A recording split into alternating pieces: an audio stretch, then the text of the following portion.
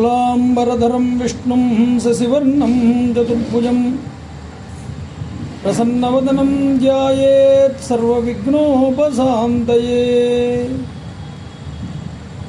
मालां गुण्डीं च डमरुं शूलं शङ्खं सुदर्शनं ददानं भक्तवरदं दत्तात्रेयं नमाम्यहम्। काषाय वस्त्रं करदण्डधारिणं कमण्डलुं पद्मकरेण शङ्खं चक्रं गदाभूषितभूषणाढ्यं श्रीपादराजं शरणं प्रपद्ये। अभ्रस्यामपिङ्गजटाबद्धकलापप्रांशुर्दण्डी कृष्णमृगत्वक्परिधानः सर्वान् लोकान् भावयानः कविमुख्यपाराशर्यः पर्वस्वरूपं विवृणोतु। छायायां पारिजातस्य हेमसिंहासनोपरि आसीनमम्बुजश्यामम् आयताक्षमलङ्कृतं चन्द्राननं चतुर्बाहुं श्रीवत्साङ्कितवक्षसं रुक्मिणी सत्यभामाभ्यां सहितं कृष्णमाश्रये। सदाशिवसमारम्भां शङ्कराचार्यमध्यमाम् अस्मदाचार्यपर्यन्तां वन्दे गुरुपरम्पराम्।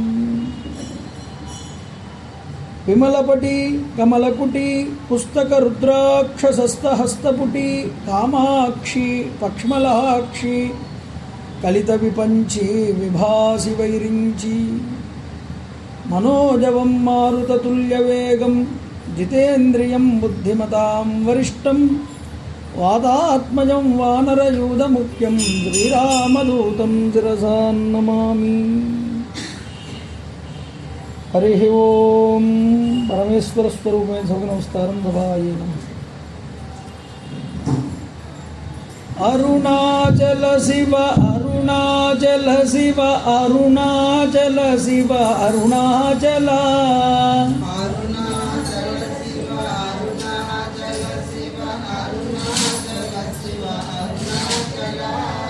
अरुणाचल शिव अरुणाचल शिव अरुणाचल शिव अरुणाचल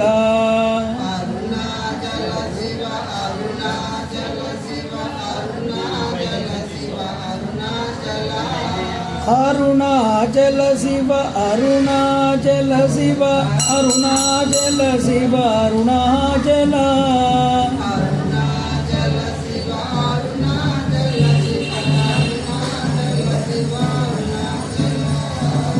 अरुणाचल शिव अरुणाचल शिव अरुणाचल शिव अरुणाचल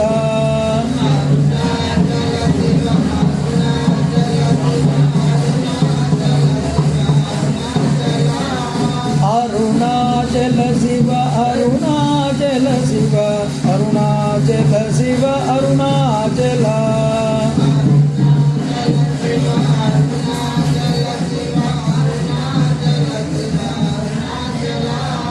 अरुणाचल शिव अरुणाचल शिव अरुणाचल शिव अरुणाचल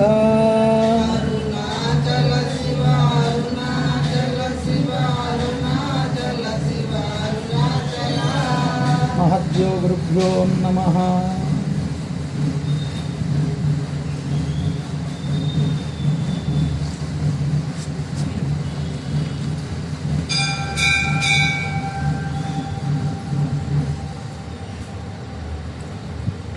నిన్నటి రోజు అరుణాచలం గురించి మనం ప్రస్తావన చేస్తూ అరుణాచల గిరికి మనం ప్రదక్షిణ చేయడం వల్ల వచ్చేటటువంటి లాభములు ఏమిటి, ఆ గిరికి మనం ఎలా ప్రదక్షిణములు చేయాలి అన్న విషయం గురించి చెప్పుకుని ఉన్నాం. అయితే అరుణాచలమునందు చేసేటటువంటి ఒక చిన్నటి పుణ్యకార్యమైన ద్విగుణీకృతమైనటువంటి ఫలితాన్ని ఇస్తుంది. అక్కడ ప్రదక్షిణ అనేటటువంటి ఒక చిన్న క్రతువుని అడ్డుపెట్టి పరమాత్మ మన పాపములని దగ్ధం చేస్తున్నాడు. అయితే ఆ ప్రదక్షిణ చేస్తున్నప్పుడు ఆ యొక్క పర్వతం చుట్టూరా కూడా ఎవరికైనా కాలికి గాయములు కనుక అయితే అక్కడ నుండి కనుక రక్తం వస్తూ ఉంటే ఆ రక్త ప్రవాహాన్ని మరొకరు ఆపడానికి అధికారం లేదు అన్నారు. ఎందుకు ఆపడానికి అధికారం లేదు అంటే ఆ అధికారం కొంతమందికి ఇచ్చాట అరుణాచలేశ్వరుడు. ఎవరికి ఇచ్చాట అంటే ఆ యొక్క రక్తాన్ని మహేంద్రుడు దేవేంద్రుడి యొక్క మెడలో ఉన్నటువంటి మందారపు మాలలో ఉన్నటువంటి పిప్పొడిని తీసుకువచ్చి అశ్వనీ దేవతలు శుభ్రం చేస్తారట ఆ గాయాన్ని. అంతేకాదండి, ఎవరైనా కనుక ఆ కాలికి అలా దెబ్బ తగలడం వల్ల అందులో నుంచి ఆ దెబ్బ కనుక రక్తం కనుక పైకి వస్తే నొప్పి కలిగితే మహాలక్ష్మి అమ్మవారి యొక్క శరీరం మీద పూయబడినటువంటి కుంకుమని తీసుకువచ్చి ఆ దెబ్బకి లేపనం కింద రాస్తారట దేవతలు. అంతేకాదు, ఆయనకి ప్రదక్షిణ చేస్తున్నప్పుడు మహానుభావుడు ఆ యొక్క దేవతలందరూ కూడా ఆ దెబ్బ తగిలిన వారికి ఎప్పుడు ఉపచారాలు చెయ్యాలా అంటూ సంసిద్ధులై సిద్ధంగా ఉంటారు. అంతటి ప్రదక్షిణ ఫలితం అంత గొప్పగా ఉంటుంది అరుణాచలంలో చెప్పాలి అంటే. అలాంటి అరుణాచలేశ్వరుడికి వివిధ రకాలైనటువంటి ఉపచారములను చేసిన వారికి కలిగేటటువంటి ఫలితాలు ఇంత అని చెప్పడానికి వీలు లేదు. ప్రదక్షిణ చేస్తేనే అంత ఫలితం ఇచ్చాడు పరమేశ్వరుడు, మరి ఉపచారములు చేస్తే ఆ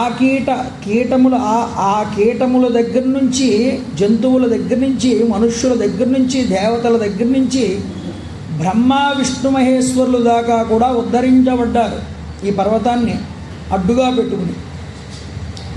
అందుకనే ఆ బ్రహ్మ కీట జనని అని అమ్మవారికి పేరు. అందరికీ బ్రహ్మగారి దగ్గర నుండి కీటకం వరకు అందరికీ ఆవిడే తల్లి.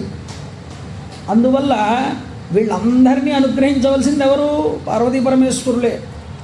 పార్వతీ పరమేశ్వరులు ఆ కొండ రూపంలో ఉన్నారు. ఇప్పుడు ఆ కొండకి చేసేటటువంటి ఏ ఉపచారమైనా ఆ చేసినటువంటి జీవుణ్ణి ఉద్ధరింపజేస్తుంది. అందువల్ల ఆ కొండకి చేసేటటువంటి ఉపచారం వల్ల కలిగేటటువంటి ఉపకారం ఏమిటో చెప్పవయ్యా అని అమ్మవారు అడిగితే గౌతముడు చెప్పాడు. మా పూర్వకాలం నాడు ఈ కొండ మీద ఒక సాలెపురుగు చాలా అందమైనటువంటి ఒక గూడును అల్లింది.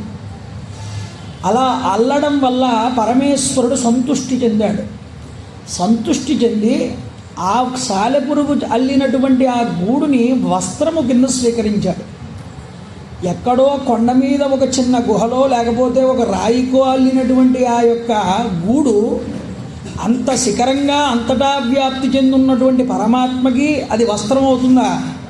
నిజానికి దిగంబరుడు అని పిలువబడతాడు పరమేశ్వరుడు. అంటే బట్టలు లేనివాడని కాదు, దిక్ అంబరాహ, దిక్కులన్నింటినీ అంబరములుగా కలిగినటువంటి వాడు. అంటే ఆయనకి అంబరములంటూ, ఆయనకి బట్టలంటూ ఏమిటి? దిక్కులే ఆయనకు ఉండేటటువంటి వస్త్రాలు. అంతటి మహాపురుషుడికి ఒక సాలెపురుగు ఇచ్చినటువంటి ఆ గూడు అల్లిక వస్త్రం అయింది. అందువల్ల పరమేశ్వరుడు దాన్ని వస్త్ర సమర్పణ కింద స్వీకరించాట.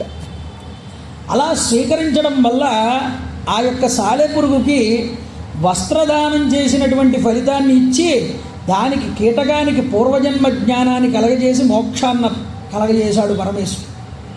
అంతేకాదు, ఒకానొక సమయంలో ఒక ఏనుగు విపరీతమైనటువంటి దాహాన్ని పొంది ఈ అరుణాచల పర్వతం మీద పరిగెత్తినప్పుడు దాని యొక్క నోటి నుంచి మదజలధారలు అనేటటువంటివి స్రవించినప్పుడు ఆ మదజలధారలు అనేటటువంటివి ఆ యొక్క అరుణాచల కొండ మీద పడ్డాయి. చల్లటి మదజలధారలు పడగానే కొండ మీద పరమేశ్వరుడు ఈ ఏనుగు నాకు అభిషేకం చేసింది చల్లటి జలముల చేత అని ఫలితం ఇచ్చాడు ఆ ఏనుగుకి. అలా ఫలితం ఇచ్చి ఆ ఏనుగుకి మోక్షాన్ని కట్టబెట్టాడు.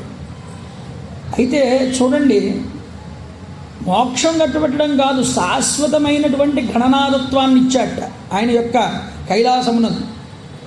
అంతేనా, అరుణగిరి మీద నివసించేటటువంటి కీటకములు కూడా సిద్ధత్వాన్ని పొందుతాయి. మా తల్లి అంత గొప్ప విషయం ఇది. నిజానికి జరాయుజములు, అండజములు, ఉద్భిజములు, స్వేదజములు అని 4 రకాలైనటువంటి సృష్టి. ఇందులో ఒక్క మానవుడు మాత్రమే అడ్డంగా పుడతాడు, నిలువుగా పెరుగుతాడు. మిగతా వాటిలన్నిటికీ కూడా ఆలోచన, జ్ఞానము, యుక్తాయుక్త విచక్షణము అనేటటువంటివి ఉండవు. వాటికి ధర్మం అనేటటువంటిది ఆపాదించబడదు. కానీ ధర్మం అనేటటువంటిది ఆపాదించబడకపోయినా, అవి తెలిసి చేసినా అవి తెలియక చేసినా, నిప్పు ముట్టుకుంటే ఎలా కాలుతుందో తెలిసి ముట్టుకున్నా తెలియక ముట్టుకున్నా, అది జ్ఞానాగ్ని కాబట్టి ఆ పర్వతానికి చేసినటువంటి ఏ చిన్న ఉపచారం తెలిసి చేసినా తెలియక చేసినా, పరమేశ్వరుడు అవ్యాజమైనటువంటి కరుణా సముద్రం కలిగినటువంటి వాడు కాబట్టి ఆయన వాటిని మోక్షానికి అర్హతనిచ్చాడు. అందుకు నేను నిన్న చెప్పాను మీకు, ఆయన దేవతా సార్వభౌముడు. ఆయన అనుకున్నాడా ఈ జీవుణ్ణి నేను ఉద్ధరించాలి అని, ఆయన ఉద్ధరించేస్తాడు. ఆయనకు ఆ అధికారం ఉన్నది. ఈ యొక్క జీవుడి యొక్క పుణ్యపాపాలను ఆయన దృష్టిలో పెట్టుకోడు. అందువల్ల ఆ మినుగుడు పురుగులన్నీ కూడా ఈ దీపాలని ప్రకాశింపజేసాయిట. ఆ దీపపు కాంతి కొండ మీద పడడం వల్ల అవి దీపారాధన చేసినంత ఫలితాన్ని ఇచ్చి వాటికి మోక్షాన్ని ఇచ్చాడు. చూడండి, ఒక చిలుక వచ్చి తన గూట్లో ఈ మినుగుడు పురుగులు పెట్టింది. అలా పెట్టినందుకు దీపాన్ని పెట్టిన ఫలితం చిలుకకు ఇచ్చి చిలుకకు కూడా మోక్షాన్ని ఇచ్చాడు. అంతేకాదు, గోవులన్నీ కూడా కొండ మీద గ్రాసాన్ని మేసి ఆ కొండ మీద ఉన్నటువంటి భక్తి చేత పాలధారలు అనేటటువంటివి స్రవింపజేసాయిట. స్రవింపజేయడం వల్ల ఈశ్వరుడు దాన్ని అభిషేకం కింద స్వీకరించాడు, వాటికి మోక్షాన్ని ఇచ్చాడు. అందువల్ల ఇంతటి గొప్పదైనటువంటి అరుణాచలం కేవలం మనుష్యులకే కాదు సుమా, తిర్యక్ జంతువులకి కూడా ఇది అనుగ్రహించేటటువంటి క్షేత్రం. ఒకానొక సమయంలో ఒక గ్రద్ద ఇక్కడ బలిపీఠం మీద అన్నాన్ని పెట్టారు. ఆ బలిపీఠం మీద ఉన్నటువంటి అన్నాన్ని తినడం కోసం వేగంగా రెక్కలు ఆర్చుకుంటూ వచ్చింది. అది ఆ దిగేటప్పుడు రెక్కను ఒక్కసారి ఇలా ఊపినప్పుడు ఆ రెక్క ఇలా ఊపగానే అక్కడ ఉన్నటువంటి దుమ్ము కాస్త పక్కకి రేగింది. ఈశ్వరుడు దాన్ని దేవాలయాన్ని శుభ్రం చేసినంతటి ఫలితం ఇచ్చి, ఆ యొక్క శుభ్రం చేసిన ఫలితం దానికి కట్టబెట్టి దానికి మోక్షాన్ని ఇచ్చాడు.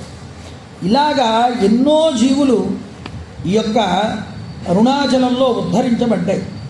అంతేకాదు, అరుణగిరి మీద నీడనిచ్చేటటువంటి ఏ వృక్షంగా అయినా జన్మించినా సరే తరువాత జన్మలో వాళ్ళకి జన్మరాహిత్యమే. ఇది గుర్తుపెట్టుకోండి అమ్మ. అంతటి వృక్షము, పక్షులు అన్నీ కూడా, కీటకములు, అన్ని జంతువులన్నీ కూడా ఇక్కడ ఉద్ధరించబడతాయి. నా ఎదుట గోపుర శిఖర శాలా మండపాలు కానీ, దిగుడు బావులు కానీ, చెరువులు కానీ, బావులు కానీ నిర్మాణాలు చేయించిన వారి కోరికలన్నీ కూడా నెరవేరుతాయని పరమేశ్వరుడు చెప్పాడు. అందుకనే ఆ కొండ చుట్టూరా కూడా సత్రములు ఉంటాయి, కొండ చుట్టూరా కూడా మండపములు ఉంటాయి, కొండ చుట్టూరా కూడా దేవాలయములు ఉంటాయి, కొండ చుట్టూరా కూడా తటాకములు ఉంటాయి. ఇవన్నీ కూడా వివిధ రాజుల యొక్క కాలాలలో, వివిధ చరిత్రలలో ఎన్నో కూడా నిర్మాణాలు చేయబడ్డాయి అక్కడ. ఇది పరమేశ్వరుడు యొక్క శాసనం. మనం ఒక సంకల్పం అనుకుంటే అది జరగదండి. అది పరమేశ్వర సంకల్పం అయితే అది అలా జరిగి తీరవలసిందే. కాబట్టి మానవులకు ఈ అగ్నిలింగ స్వరూపం అనేటటువంటిది కంటికి లభించదు. అందువల్ల నా అరుణాచలేశ్వర లింగాన్ని భక్తితో పూజించదురుగాక అని పరమేశ్వరుడు చెప్పాడు. నా దర్శనం చేత, నన్ను స్పర్శించడం చేత, నన్ను ధ్యానించడం చేత సకల జగత్తును కూడా పోషిస్తూ పరాశక్తి అయినటువంటి ఈ అపితకుచాంబ సర్వలోక జనని అయి, నిత్య యవ్వని అయి ఇక్కడ ఉండి జనాలను అందరినీ కూడా, లోకాలన్నింటినీ కూడా పోషిస్తూ ఉంటుంది. అంటే ఏమిటి? ఒక ఇల్లు ఉందనుకోండి, ఇంటిని చక్కబెట్టవలసిన బాధ్యత ఎవరిది? ఇల్లాలిది. పురుషుడు ఏం చేస్తాడు? తాను ఇంటికి కావలసిన నిత్య అవసరాలన్నింటినీ ఆయన తీసుకువచ్చి సంపాదిస్తాడు, అర్థాన్ని సంపాదించి వస్తాడు. ఆవిడ ఇంటిని నిలబెడుతుంది. ఇంటిని నిలబెట్టి ఇంటిలో ఉన్న సంతానానికి, ఇంటిలో ఉన్న వాళ్ళకి అందరికీ ఆవిడ ఆకలి తీరుస్తుంది. ఇప్పుడు అమ్మవారు జగత్తంతటికీ కూడా తల్లి కదండి. జగత్కారణి అయినటువంటి, జగత్మాత అయినటువంటి అమ్మవారు ఈ యొక్క లోకరక్షణ బాధ్యతని స్వీకరిస్తుంది. అపితకుచాంబ బిడ్డకి కూడా పాలివ్వకుండా వచ్చేసింది ఈ అరుణాచలానికి. వచ్చి ఇక్కడ ఉన్నటువంటి వారందరినీ కూడా రక్షించడం కోసం, లోకాలని ఉద్ధరింపచేయడం కోసం ఆవిడ చేసిన ముఖ్యమైన పని ఏమిటి అంటే తపస్సు చేసింది. నన్ను మెప్పించింది, నన్ను ఇక్కడ పొందింది, నా దర్శన భాగ్యాన్ని పొందింది. అందువల్ల నాతో సమానంగా ఇక్కడ కలిసి నా ఎడమ పార్శ్వమునందుంటూ ఈ లోకాలని రక్షిస్తూ ఉంటుంది మాతృకగా నిలబడి అని చెప్పాడు.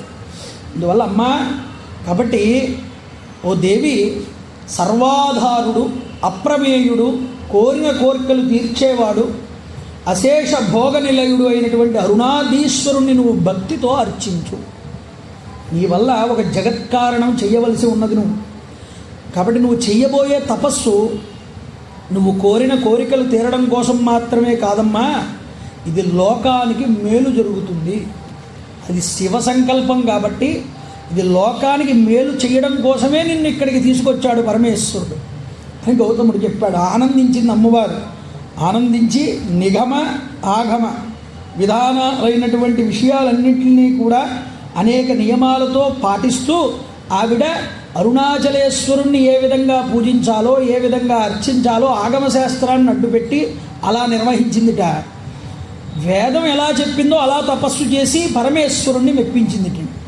ఆవిడ అలా తపస్సు చేస్తున్నటువంటి రోజులవి. తపస్సు చేస్తూ ఉంటే మహిషాసురుడు అనేటటువంటి రాక్షసుడు తన యొక్క ప్రతాపాన్ని చూపిస్తున్నాడు దేవతల మీద, అందరి మీద కూడా. వాడికి చావు లేకుండా వరం సంపాదించుకున్నాడు. పురుషులు ఎవ్వరూ కూడా వాడిని సంహారం చేయలేరు. అయితే దేవతలందరూ కూడా అమ్మవారి దగ్గరికి వచ్చి మొరపెట్టుకున్నారు, అమ్మ వాడి పరిస్థితి తీవ్రంగా ఉన్నది, మీరా ఇక్కడ తపస్సులో ఉన్నారు, పరమేశ్వరుడా అతన్ని చంపడానికి వీలు లేదు, ఇప్పుడు క్లిష్టమైనటువంటి పరిస్థితి లోకానికి ఏర్పడింది, నువ్వు ఎలాగైనా మమ్మల్ని రక్షించాలి అని కోరుకున్నారు. కోరుకున్నాక అమ్మవారు ఈ మహిషాసురుడికి చాలా పుణ్యం ఉంది, ఆ పుణ్యం అనేటటువంటిది తిరగాలి, తరిగితే కానీ చంపడానికి లేదుగా. ఎంతోమంది ఏదో మేము తప్పులు చేసినా ఎవరు మమ్మల్ని ఏమీ చేయలేరని అనుకుంటారు, కానీ వాడు చేసిన పుణ్యం అనేటటువంటిది ఉండడం వల్ల అది తీరేంతవరకు భగవంతుడు ఉపేక్షిస్తాడు. అది తెలుసుకోవాలి. అది తెలుసుకోలేకపోతే వాడు అజ్ఞాని కింద ఎప్పటికైనా నశించిపోతాడు. అందువల్ల ఈ మహిషాసురుడికి గర్వం వచ్చింది. నిజానికి మహిషాసురుడు పూర్వజన్మలో చాలా గొప్ప శివభక్తుడు. శివభక్తుడైనా ఆ శివభక్తి వల్ల అతనికి గొప్పదైనటువంటి వరాలు వచ్చాయి. ఈ వరాలు పొందడం వల్ల ఏమైంది అంటే అది గొప్పదైన గర్వాన్ని పొందాడు. అధికారం వచ్చినప్పుడు ఎవరైనా గర్వాన్ని పొందితే ఆ గర్వం అనేటటువంటిది ఆ మనిషినే నాశనం చేసేస్తుంది. దేవతలందరినీ ఇబ్బంది పెట్టాడు. ఇబ్బంది పెట్టడం వల్ల తరువాత మహిషి కింద పుట్టాడు. తర్వాత జన్మలో మహిషి కింద పుట్టి మళ్ళీ తపస్సు చేసి పూర్వజన్మ పుణ్యం వల్ల ఆ మహిషి కింద పుట్టినటువంటి వాడు మళ్ళీ చావు లేకుండా వరాన్ని పొంది స్త్రీ చేతిలో తప్ప ఇంకెవ్వరి చేతిలోనూ చావను అని కోరుకున్నాడు వరం. అందువల్ల ఈ మహిషాసురుణ్ణి నువ్వు సంహారం చేయవలసి ఉంది అని చెప్పారు. అమ్మవారు సరే మీరు వెళ్ళండి నాయన, తప్పకుండా సమయం రాగానే నేను ఆ పని పూర్తి చేస్తాను అంది అమ్మవారు. ఆవిడ తపస్సు చేసుకుంటోంది. ఒకరోజు వాడు అన్ని లోకాలని గెలుచుకున్నాడు. ఈ అరుణగిరి మండలంలోనికి అడుగుపెట్టారు వాళ్ళ యొక్క కొంతమంది అనుచరులు. ఏదో జంతువుని వేటాడుతూ వచ్చారు. ఆ జంతువు అరుణ మండలంలోనికి వచ్చింది. అమ్మవారు అరుణగిరికి 4 వైపులా కూడా 4 శక్తుల్ని కాపలాగా ఉంచింది.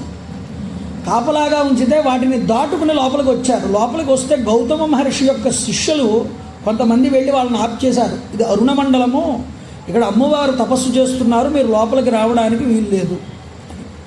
వాళ్ళు ఎవరు వాళ్ళు అని తెలుసుకున్నారు. అమ్మవారు జగన్మాత ఇక్కడ తపస్సు చేస్తోంది అనుకున్నారు. ఎవరో ఉత్సాహంతో వీళ్ళు ఎవరు ఈవిడ చూడాలి అనుకున్నారు. వాళ్ళు కామరూపులు కదండి, పక్షి రూపాలను పొందారు. చెట్ల మీదకి వెళ్ళి కొమ్మల మీద నిలబడి జంతువుల్ని భక్షిస్తూ ఈ తపస్సు చేస్తున్నటువంటి అమ్మవారిని చూశారు. వారికి మాయ, జగన్మాయ స్వరూపం కదండి, చాలా అందగత్తె కింద కనిపించింది అమ్మవారు. అంత అందమైనటువంటి స్త్రీని వాళ్ళు ఎప్పుడూ చూడలేదు. వాళ్ళు వెళ్ళి వాళ్ళ ప్రభువుకి చెప్పడానికి ప్రయత్నం చేశారు. ఇంతకన్నా అందగత్తి భూలోకంలో లేదు, సకల లోకాలని గెలుచుకున్నటువంటి వాడివి నువ్వు, ఆ స్త్రీని కనుక నువ్వు పొందకపోతే నీ యొక్క తపస్సు వృధా అన్నారు. సరే, ఆ యొక్క ఈ విషయం విన్నగానే మహిషాసురుడు ఆ యొక్క సైన్యాన్ని వెంట పెట్టుకుని వచ్చాడండి అరుణగిరి మీద.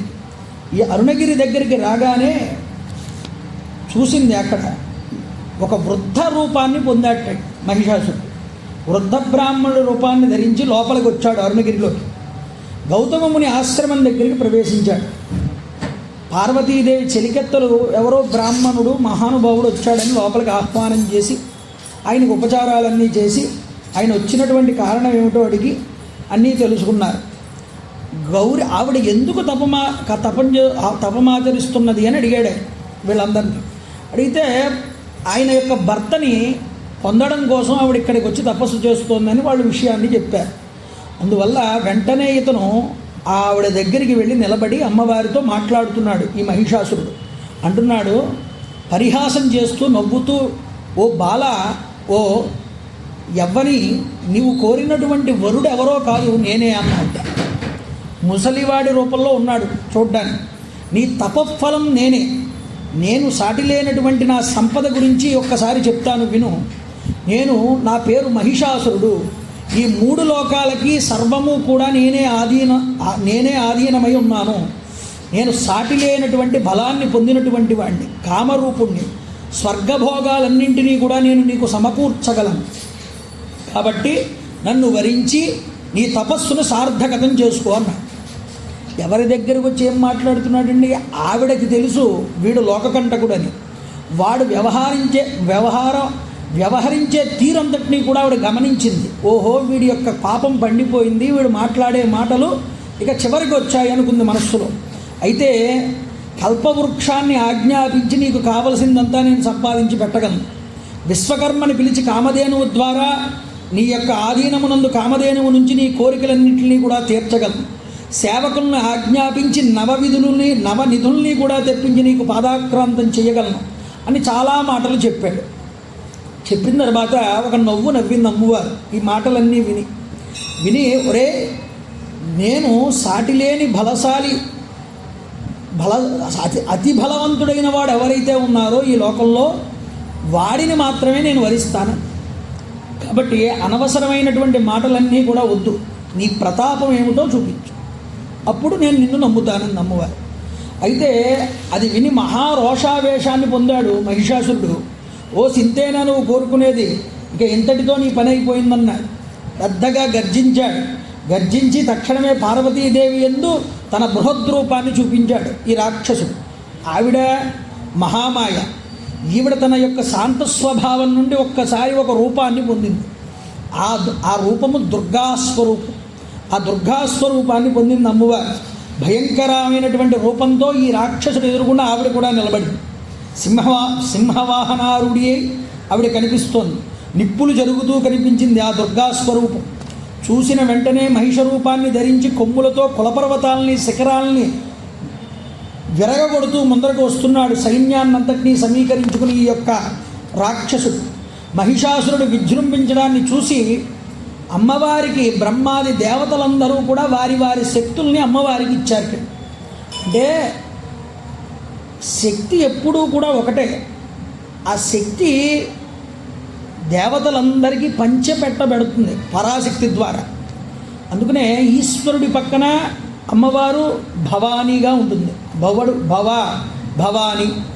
అలాగే బ్రహ్మగారి పక్కన బ్రాహ్మి సరస్వతిగా ఉంటుంది. విష్ణువు పక్కన వైష్ణవి లక్ష్మిగా ఉంటుంది.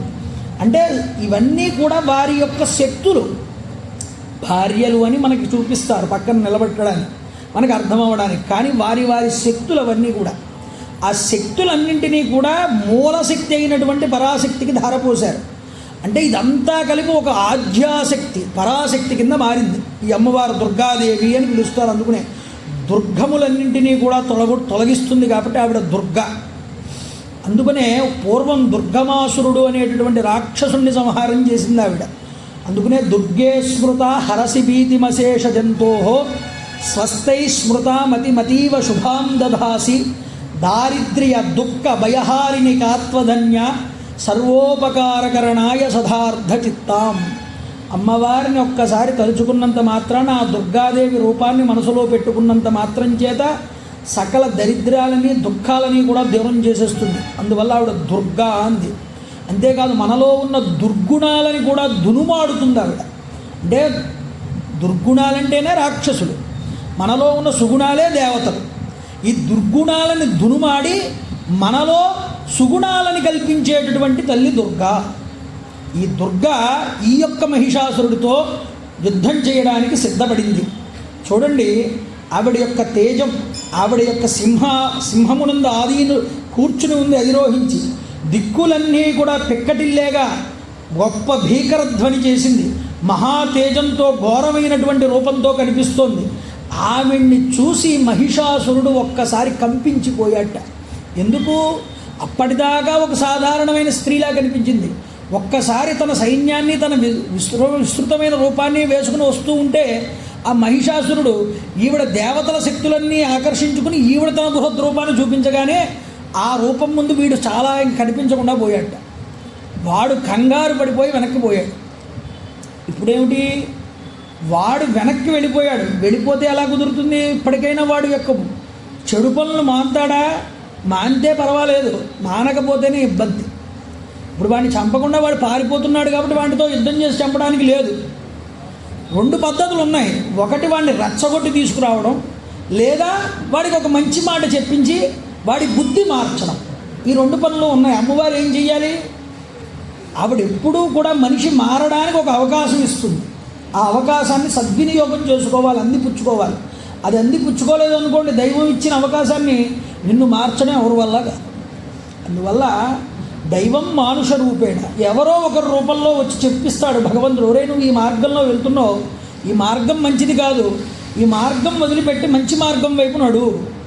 అది నమ్మి పట్టుకున్నావా, ఇది భగవద్వాక్యం లేదా ఇది గురువాక్యం అని నమ్మావా, తప్పకుండా తెలుస్తావు. ఇక్కడ అమ్మవారు కూడా అవకాశం ఇవ్వడానికి ప్రయత్నం చేసిందండి. మహిషాసురుడికి ఇవ్వడానికి ప్రయత్నం చేసి మొట్టమొదట బృహస్పతిని పిలిచింది అమ్మవారు. బృహస్పతిని పిలిచి, నువ్వు వెళ్ళు. ఎలా వెళ్తావు? నీ రూపంలో వెళ్ళకు, మళ్ళీ నీ మీద కక్ష పెట్టుకుంటాడు. ఒక వానర రూపాన్ని పొందు, అంటే ముఖం వానర ముఖంతో ఉండాలి. నువ్వు మామూలు రూపంలో మిగతా రూపం అంతా మనుష్య రూపం కింద ఉండాలి.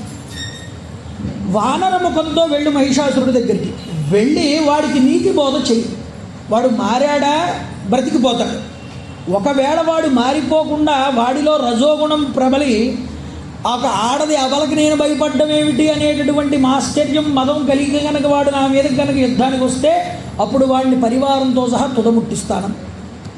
ఇలా ఆజ్ఞ చేసి బృహస్పతిని పిలిచి పంపించింది మహిషాసురుడి దగ్గరికి అమ్మవారు.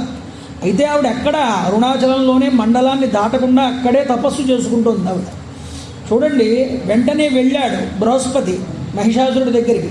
ఒరేయ్ మహిషా, నువ్వు అరుణాద్రీశ్వరుణ్ణి బాధించడానికి నీ శక్తి సామర్థ్యం ఎంత?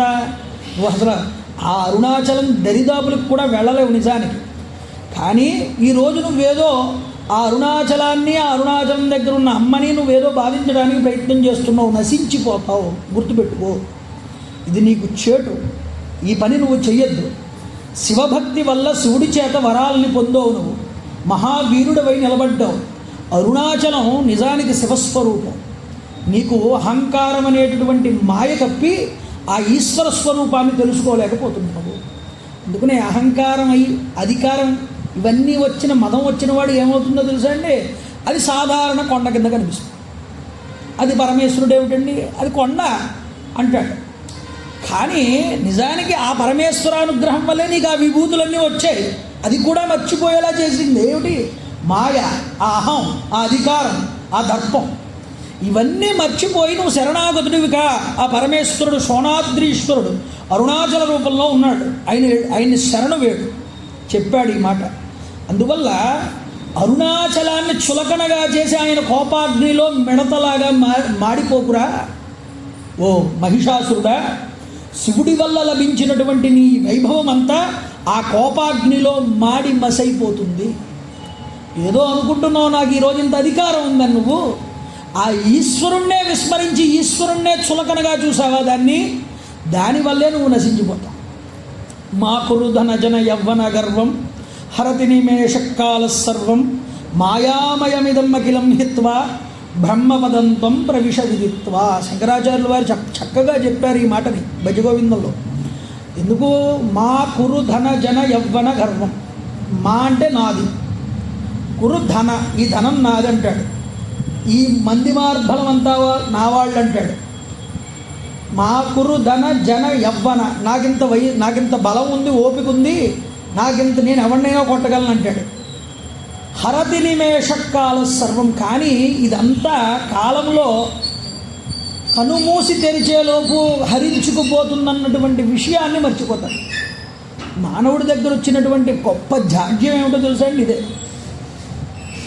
కాబట్టి ఏదో ఉంది నీకేదో నాకు ఇంత పలుకుబడి ఉంది, లేదా నాకు ఇంత గర్వం, నాకింత ఉద్యోగం, నాకింత పదవి, ఇవన్నీ మనిషిని గర్వం వైపుకు నడిపించేస్తాయండి. అది అహం వైపుకు నడిపిస్తాయి.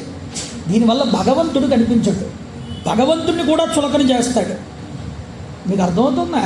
భగవద్భక్తుల్ని దూషిస్తాడు, భగవద్భక్తుల్ని చాలా చులకన భావంతో చూస్తాడు. ఇలాంటివన్నీ ఎక్కడి నుంచి వస్తాయి? ఈ విభూతంతా కూడా వీడు చేసుకున్నటువంటి పాపమే వీడి చేత ఈ పని చేయిస్తుంది. కాబట్టి చులకన భావంతో చూస్తున్నావు నువ్వు అరుణాచలాన్ని, గుర్తుపెట్టుకో మహిషాసురా, నువ్వు పాడైపోతావు. అంతేకాదు, ఈ ప్రాంతం అంతా కూడా, ఈ అరుణాచల మండలంలో అందరూ కూడా ధర్మపరులు, ధర్మాన్ని ఆశ్రయించి ఉంటారు. అంతేకాదు శివభక్తి పరాయణులు. అందువల్ల వీళ్ళ జోలికి వెళ్ళకూడదు. నువ్వు అందరినీ హింసిస్తున్నావు. నువ్వు ఈ పనులు వదులుకు. అయినా తపస్సులు నివసించేటటువంటి ఈ భూమి ఇతరులను పీడించేటటువంటి వారు ఎప్పుడూ కూడా వివిధ రకాలైనటువంటి రోగాలతో దుఃఖిస్తారయ్యా. తపస్సులని, సాధువుల్ని దూషించేటటువంటి వారు కానీ, ఇబ్బంది పెట్టేవారు కానీ, వాళ్ళకి ఏదో చెడు చూద్దామనేటటువంటి వారు కానీ, భగవత్ సేవకుల్ని ఇబ్బంది పెడదామనుకునే వారికి కానీ ఎప్పటికైనా వివిధ రకాలైనటువంటి తెగులు, రోగాలు పట్టి చచ్చిపోతారు వారు. అందువల్ల అటువంటి వారి జోలికి నువ్వు వెళ్ళకు, అది నీకే ముప్పు కలుగుతుంది. తర్వాత బృహస్పతి అంతా కూడా అతనికి చెప్పవలసిన బుద్ధి అంతటినీ కూడా చెప్పాడు. ఏదో పూర్వంలో నువ్వు చేసుకున్న పుణ్య ఫలితం వల్ల, తపస్సు వల్ల నీకు సాటి లేనటువంటి సంపదలు, బలము లభించింది. ఈ సంపదని ధర్మం వైపు తిప్పు. అర్థమవుతుందా? ఈ సంపదని ధర్మం వైపు తిప్పి నీ బలాన్ని దైవ కార్యక్రమాలకు ఉపయోగించు. అప్పుడు నువ్వు కృతకృత్యుడు అవుతావు. నువ్వు ఈ దుర్బుద్ధితో కనుక ఉంటే నాశనమైపోవడం మాత్రం తథ్యం. ఉన్నమాట ఉన్నట్టుగా చెప్పాడు. ఇలా ప్రవర్తించడం నీ బుద్ధిహీనత అని గ్రహించవయ్యా. నీ బుద్ధి నశించిపోయింది. కాబట్టి ఆడవారి జోలికి వెళ్ళడం గొప్ప కాదు. ఒకవేళ నువ్వు నిజంగా అబల కిందే భావన చేసి ఆవిడ దగ్గరికి వెళ్ళావా, నీ ప్రాణాలు ఆవిడ చేతిలోనే పోతాయి. ఈ విషయాన్ని కూడా గుర్తుపెట్టుకో. నువ్వు చూసినటువంటి ఆ కన్యక, ఆ స్త్రీ, నిజానికి ఆవిడికి విశేషమైనటువంటి బలం ఉంది. ఆవిడని నువ్వు సామాన్యమైనటువంటి స్త్రీగా భావించద్దు. అరుణాచలుడి యొక్క శక్తే ఆ రూపంలో అక్కడ కూర్చుని ఉన్నది. లోక కళ్యాణార్థమై నువ్వు మర్చిపోతున్నావు. గుర్తుపెట్టుకో. ఏ సైన్యంతో నీవు లోకాలన్నింటినీ జయించాను అని నువ్వు అనుకుంటున్నావో, ఆ సైన్యాన్నంతటినీ క్షణంలో ఆమె నశింప చెయ్యగలదు. ఓ మహిషాసురా, ఇది గుర్తుపెట్టుకోవయ్యా. ఇంతవరకు శివభక్తుడవైన నీపై కరుణ చేత ఇదంతా కూడా తెలియజేశాను, నీకు చెప్పాను. అయినా నువ్వు విన్నంతావా? నిన్ను ఉద్ధరించగలిగేవాడు ఎవడూ లేడు. కాబట్టి దుర్గాదేవి యొక్క సందేశాన్ని బృహస్పతి ఈ మహిషాసురుడికి వివరించాడు. నిజానికి పాపం పండని వాడైతే వాడికి ఇంకా సమయం ఉండొచ్చు. కానీ వాడి పాపం పండిపోతే ఇంకా వాడిని ఉంచదు భూమి మీద. ఏ భగవంతుడు ఉంచడు. ఇంకా వాడిని మూట కట్టేస్తారు. ఎందుకు అంటే ఆరిపోయే దీపానికే వెలుగు ఎక్కువగా ఉంటుంది. వాడు ఇంత మంచి మాటలు చెప్తే వాడికి అవేమీ చెవికి ఎక్కలేదండి. నన్ను తక్కువ చేసి మాట్లాడుతున్నాడు, ఒక స్త్రీని ఎక్కువ చేసి మాట్లాడుతున్నాడు నా దగ్గర అనుకున్నాడు. రావణాసురుడు కూడా ఇదే కదండి చేసింది రామాయణంలో. ఎక్కడ అంటే ఎదుటివాడికి మంచి చెప్తున్నప్పుడు ఆ మంచి వాక్యాన్ని మనం ఎంతవరకు తీసుకున్నాం అన్నది ముఖ్యం. అది అవతలవాడు చేశాడా లేకపోతే నీ పక్కవాడు చేశాడా లేదా అన్నది నీకు అనవసరం. అది నీకు ఎంతవరకు ఉపయుక్తమైందో దాన్ని నువ్వు స్వీకరించాలి, దాన్ని నువ్వు ఆచరణాత్మకం చేసుకోవాలి. అలా చేసుకున్న రోజున నీకు ఈ పురాణం ఎందుకు, భగవంతుడు ఎందుకు, ఈ భక్తి ఎందుకు? కాబట్టి అందుకని కాదు, నీకు ఒక నవరాత్రులు వచ్చాయి, గణపతి నవరాత్రులు దేనికి వచ్చాయి? పందిరి వేసి కూర్చుని హౌసి ఆడుకోవడానికి రాలేదు గణపతి నవరాత్రులు. గణపతిని ఉపాసన చేయడం కోసం నీకు గణపతి నవరాత్రులు వచ్చాయి. గణపతిని ఉపాసన చేయడం అంటే ఆ భగవంతుని యొక్క లీల, గుణ, వైభవ విశేషాలు తెలుసుకోవాలి. భగవంతుని ప్రార్థన చెయ్యాలి, కీర్తించాలి, నీలో ఉన్నటువంటి అహంకారాన్ని రూపుమాపుకోవాలి. ఇదంతా ఉపాసనలో భాగం అవుతుంది. నిన్ను ఉద్ధరించడానికి కారణకం అవుతుంది. నిన్ను ఒక స్థానమునందు నిలబెట్టడానికి హేతు అవుతుంది. ఇది తెలుసుకోలేనటువంటి రోజున నువ్వు ఎంత పూజలు చేస్తే ఏమిటి, ఎన్ని కోట్లు ఖర్చు పెడితే ఏమిటి, ఎన్ని లక్షలు ఖర్చు పెడితే ఏమిటి, నువ్వు చేసినటువంటి పూజ సార్థకత చెందాలిగా. నీ మనస్సు అనేటటువంటి పుష్పాన్ని భగవంతుడి దగ్గర పెట్టని రోజున, నువ్వు వినయంగా బ్రతకనటువంటి రోజున ఇదేది కూడా సార్థకతనివ్వదు. అందరూ మహిషాసురుడిలాగానే తయారవుతారు. కాబట్టి ఆ మహిషాసురుడు ఎక్కడో లేడు, మనలోనే ఉన్నాడు దుర్గుణముల రూపంలో. ఈ దుర్గుణములను దూరంగా పెట్టాలి. భగవంతుడి దగ్గరికి వచ్చినప్పుడు ఆ భగవంతుడి దగ్గర నీ దగ్గర ఉన్నటువంటి సుగుణాలని ఇంకా రెట్టింపు చేసుకోవడానికి ప్రయత్నం చేయాలి. అందుకనే కదండి ప్రవచనాలన్నీ. ఆ సుగుణముల్ని మనలో దీపింపజేసుకోవడానికే ప్రవచనం వచ్చింది. అందుకని అరుణాచలేశ్వరుడు మనకి నేర్పుతున్నది ఏమిటి అంటే, ధర్మమునందు శ్రద్ధ కలిగి ఉండాలి. ఒకటి, ప్రపంచమునందు వైరాగ్య బుద్ధి కలిగి ఉండాలి. రెండు, భగవంతుడి మీద ప్రేమ కలిగి ఉండాలి. మూడు, ఆ ప్రేమ కలిగి భగవంతుడి మీద ఆ భగవంతుడు ఎక్కడో లేడు నాలోనే ఉన్నాడన్నటువంటి ఎరుకకి తెలుసుకునేటటువంటి స్థితికి రావాలి. ఇది 4. ఈ 4 మనిషికి ఎప్పుడు వస్తాయో తెలుసా అండి? అరుణాచలేశ్వరుడి యొక్క అనుగ్రహం ఉన్నప్పుడు వస్తాయి, లేకపోతే. అందువల్ల అరుణాచలేశ్వరుణ్ణి నువ్వు ఉపాసన చేయి, భావన చేయి, పూజించు, తలకాయ దించు, గర్వపడిపోకు. అక్కడికి వెళ్ళినప్పుడు కూడా వినమ్రుడవై నిలబడి అక్కడ, అప్పుడు నిన్ను ఆయన అనుగ్రహిస్తాడు. నీలో ఉన్నటువంటి వెలుగుని సాక్షాత్కరింపజేస్తాడు. గుర్తున్నాయి కదా చెప్పిన 4ను, మళ్ళీ ఇంకోసారి చెప్పమంటారు. 1, ధర్మమునందు శ్రద్ధ కలిగి ఉండుట. 2, ప్రపంచమునందు వైరాగ్యాన్ని పొంది ఉండుట. 3, భగవంతుడి మీద ప్రేమ కలిగి ఉండుట. ఆ ప్రేమ కలిగి అంతటా కూడా నీకు భగవద్ దర్శనం జరిగి ఈ భగవంతుడు నాలోనే ఉన్నాడనేటటువంటి ఎరుక నీకు కలుగుతా. ఇది రావాలి అంటే అరుణాచలేశ్వర అనుగ్రహం ఉండాలి. ఎందుకంటే అరుణము ప్రకాశం ఆయనే. నీ మనసులో నీ గుహ యందు వెలుగుతున్న ఆ వెలుగు ఆయనే. ఈ మహిషాసురుళ్ళు, ఈ యొక్క రాక్షసుళ్ళు, వీళ్ళందరూ నీకు అడ్డుపడుతున్నారు నీ హృదయంలో ఉన్నటువంటి భగవంతుడిని దర్శించనివ్వకుండా.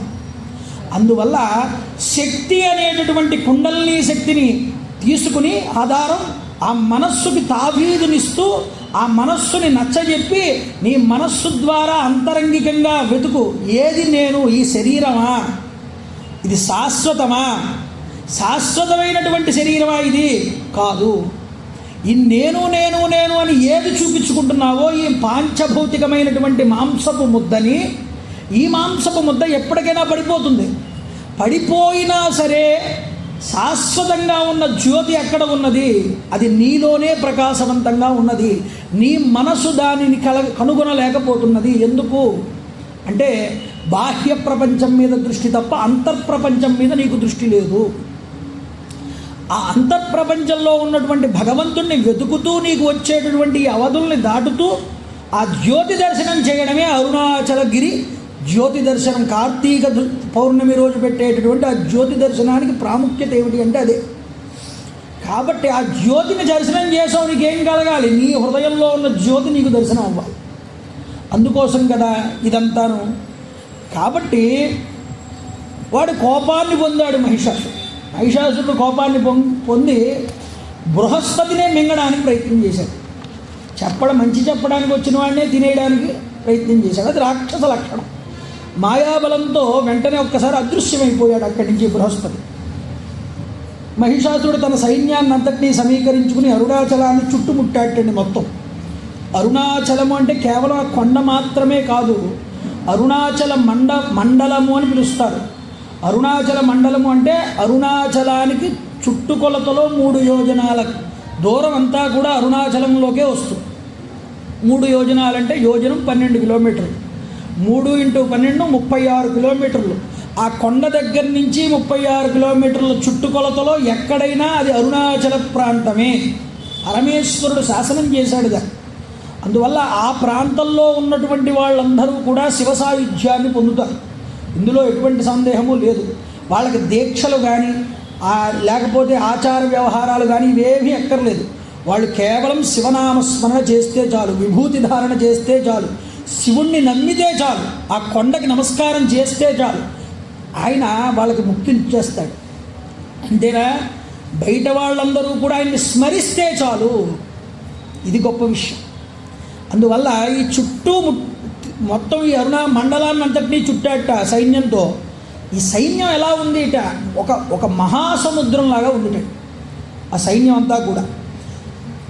వెంటనే ఈ సైన్యాన్ని అంతటినీ దుర్గాదేవి చూసింది. ఆవిడ శరీరం నుంచి కొన్ని వేల సైన్యాన్ని సృష్టించింది అమ్మవారు. చూడండి, రాక్షసుడు ఎవరై దుష్టుడా, ఈ సైన్యం నేను సృష్టించినటువంటి ఈ సైన్యం నీ సైన్యంతో మొత్తం పోరాడి నీ సైన్యాన్ని మృంగి వేస్తుంది చూడమంది అమ్మవారు. వెంటనే సమస్త గణములు, యోగిని గణాలు శంఖములు పూరించాయి. దుర్గాదేవి క్రోధంతో ఈ రాక్షసుల్ని సంహరించడానికి ముందుకు వచ్చింది వెంటనే. అయితే విపరీతమైన యుద్ధం జరుగుతోందండి మహిషాసురుడికి అమ్మవారికి కూడా. అమ్మవారికి అనుచరుల కింద కొంతమందిని పంపించారు. కైలాసం నుంచి వచ్చేటప్పుడు అమ్మవారు యోగిని దేవతలు కొంతమంది వచ్చారు, 4 వాళ్ళు. ఎవరు అంటే వాళ్ళు ముఖ్యంగా సత్యవతి, అంతవతి, దుందుభి, సుందరి. వీళ్ళ 4 మాతృకలు అని పిలుస్తారు వీళ్ళని. మాతృకులై వచ్చినటువంటి వాళ్ళు వీళ్ళ 4 దుర్గాదేవిని అనుసరించారు. దేవి సృష్టించినటువంటి ఈ యొక్క రౌద్రముఖములు కలిగినటువంటి సైన్యాన్నంతటినీ వాళ్ళు అదుపు చేస్తున్నారు. అందులోనే చాముండ అనేటటువంటి ఒక శక్తి ఉన్నది. ఆవిడ రాక్షసుల యొక్క మాంసాలని పీక్కుంటూ తినేస్తోందిట, రక్తాన్ని త్రాగుతోందిట. ఒక రాక్షసుడి తెగరార్చి పట్టుకుంది చేత్తో, వీర విహారం చేస్తోంది. ఆ సైన్యం మధ్యలో విహరిస్తోందిట. మహిషాసురుడు విపరీతమైనటువంటి కోపాన్ని పొందాడు. భయంకరంగా వాడి కొమ్ములతో అక్కడ ఉన్నటువంటి శిఖరాలని పొడుస్తూ, ఆ శిఖరాలని నాలుకతో నాకుతూ, ధూళిని పైకి రేపుతూ అక్కడ ఉన్నటువంటి అమ్మవారి మీదకి ఒక్క దూకాట. మహిష రూపాన్ని పొంది ఒక పెద్ద గేదె కింద మారాడు వాడు, దున్నపోతు కింద. ఒక్క దూకాడు. అమ్మవారు తన సింహాన్ని ఒక్కసారి ఆజ్ఞ ఇచ్చింది. సింహం దూకింది ఒక్కసారి. ఈ దూకగానే ఆ మహిషాసురుడి యొక్క వక్షస్థలాన్ని తన గోళ్లతో చీల్చిందిట ఈ సింహం. మహిషాసురుడు కొండరాళ్ల మీద పడిపోయాడు, విరిగిపోయి పడిపోయాడు కింద. వాడు కామరూపుడు. వెంటనే ఏనుగు రూపాన్ని పొందాడు. ఏనుగు రూపాన్ని పొందగానే మళ్ళీ ఈ సింహం ఆ యొక్క ఈ పైన ఉన్న ఏనుగు మీద కుంభస్థలాన్ని భేదించింది వెళ్ళి. మళ్ళీ కింద పడిపోయాడు. అయినా వాడికి బుద్ధి రాలేదు, వాడికి చావు లేదు. అది గొప్ప విషయం. అందువల్ల వాడు ఏం చేశాడంటే వెంటనే ఆ యొక్క ఏనుగు రూపాన్ని విడిచిపెట్టి పులి రూపాన్ని పొందాడు. పులి రూపాన్ని ధరించి ఆ యొక్క అమ్మవారి మీదకి వెళ్తున్నాడు. ఇలా వెళ్తూ ఉంటే నోరు తెరుచుకుని దుర్గాదేవి మీదకి వెళ్తూ ఉండగా అమ్మవారు ఒక శూలాన్ని చేత్తో పట్టుకుందిటండి. ఆ వస్తున్నటువంటి పులిని తన శూలంతో ఒక్క పొడవగానే శూలం దాని యొక్క శరీరంలో గుచ్చుకుని అవతల నుంచి బయటకు వచ్చింది. అయినా వాడు వెంటనే కింద పడిపోయాడు. కింద పడిపోయి వెంటనే మళ్ళీ మహిష రూపాన్ని పొందాడు. మహిష రూపాన్ని పొంది మళ్ళీ యుద్ధం చేయడానికి సన్నద్ధుడవుతున్నాడు. ఈ మహిషిని తొందరగా సంహరించమని దేవతలందరూ ప్రార్థన చేశారు అమ్మవారిని. గౌతముడు వచ్చి, అమ్మా నువ్వు సంకల్ప మాత్రం చేత వాడిని చంపగలవు, కానీ ఇంతసేపు చేయడం ఎందుకు? కాబట్టి ఈ యొక్క యుద్ధాన్ని నువ్వు వేగంగా పూర్తి చేయి. నిజానికి వీడు నీకు గడ్డిపోచే వంటి వాడు, కాబట్టి వేగంగా పూర్తి చేయమ్మా. నీ శక్తిని సమాహితం చేసి త్రిశూలంతో ఈ మహిషాసురుణ్ణి ప్రాణాలు తీసివేయను. వెంటనే అమ్మవారు తన త్రిశూలాన్ని చేతిలోకి తీసుకుని వెంటనే వేగంగా సింహవాహనం మీద వెళ్ళి ఈ మహిషాసురుణ్ణి ఒక్క కాలుతో ఒక్క తన్ను తన్నిందిట. తన్నగానే వాడు భూమి మీద పడ్డాడు. భూమి మీద పడగానే వాడి శిరస్సు పట్టుకుంది చేత్తో. పట్టుకుని ఒక చేతితో ఇటు 8 చేతులు వచ్చాయి, ఇటు 8 చేతులు వచ్చాయి అమ్మవారికి. ఒక ఖడ్గంతో వాడి తల నరికిందిటండి. నరికి అది అయిన చేత్తో పట్టుకుంది. ఇంకొక దాంతో చేత్తో శూలం ఉంది. ఆ శూలాన్ని వాడి వక్షస్థలంలో గుచ్చింది. గుచ్చగానే వాడి నుంచి రక్తం ఏరులై పారింది. ఆ విధంగా మహిషాసురుణ్ణి భూమి మీద పడవేసింది. ఆ అశక్తుడై ప్రాణాలన్నీ కూడా కోల్పోయి ఆక్రోశిస్తూ తల ఎగిరి పడిపోగా త్రిశూలం పోటుతో రక్తం సముద్రం వలె పొంగిపోతూ భూమి మీద పడిపోయాడు ఈ మహిషాసురుడు. దుర్గారూపిణి అయి దేవి మహిషాసురుణ్ణి చంపిన తరువాత నృత్యం చేసింది దుర్గాదేవి. నృత్యం చేసి మహిషాసుర మర్ధని అని పేరు తెచ్చుకుంది ఆవిడ. ఎందుకో తెలుసా? ఆ మహిషి యొక్క తల గేది తల మహిషాసురుడి యొక్క తల మీద నిలబడిందిట. నిలబడి నాట్యం చేసిందిట అమ్మవారు. చూడండి, ఈ దుర్గాదేవి ఇలా దర్శనం ఇవ్వగానే మహిషాసుర మర్ధని రూపంలో, మర్ధని అంటే మర్ధనం చేయడం అంటే నాట్యం చేయడం, ఆ తల మీద నాట్యం చేయగానే ఋషులందరూ కీర్తించారు. వృష్టి కురిసింది. దేవతలందరూ అంబిక జగదంబకు ప్రణమిల్లారు. దేవేంద్రుడు వచ్చి కీర్తించాడు అమ్మవారిని. అమ్మా తల్లి, ఈ మహిషాసురుడు ఇంకా సజీవంగా శరీరాన్ని విడిచిపెట్టేశాడు. శరీరంగా ఇంకా వీడికి ప్రాణాలు లేవు. కాబట్టి సమస్త దేవతల యొక్క శక్తులతోనూ ఆయుధాలతోనూ ప్రకాశిస్తున్నటువంటి ఈ మహిషాసుర మర్ధనీ రూపం జగములన్నింటినీ కూడా పునీతుని చేసింది. పూజించదగినటువంటి శరీరం నీది. కాబట్టి నువ్వు ఈ రూపంలోనే, ఈ అరుణగిరి ప్రాంతంలోనే ఇలా ప్రతిష్ఠితనవుతల్లి అని కోరుకున్నాడు దేవేంద్రుడు. అందువల్ల అమ్మవారు దుర్గాదేవి రూపంలో కూడా వెలిసిందండి అరుణాచలంలో.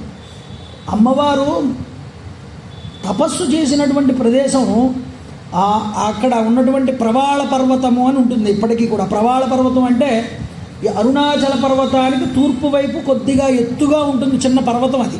ఆ పర్వతం మీద గౌతమ మహర్షి యొక్క ఆశ్రమం ఉండేది.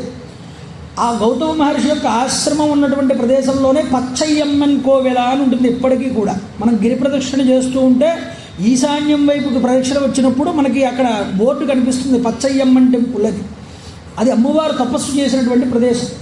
ఆ పచ్చయ్యమ్మన్ టెంపుల్లో కూడా దర్శనం చేసేసుకుని కాస్త ఇంకా ముందరకు వచ్చేస్తూ ఉంటే, గోపురం వైపు నడుచుకుంటూ వస్తూ ఉంటే అక్కడ ఫారెస్ట్ డిపార్ట్మెంట్ ఆఫీస్ ఉంటుంది.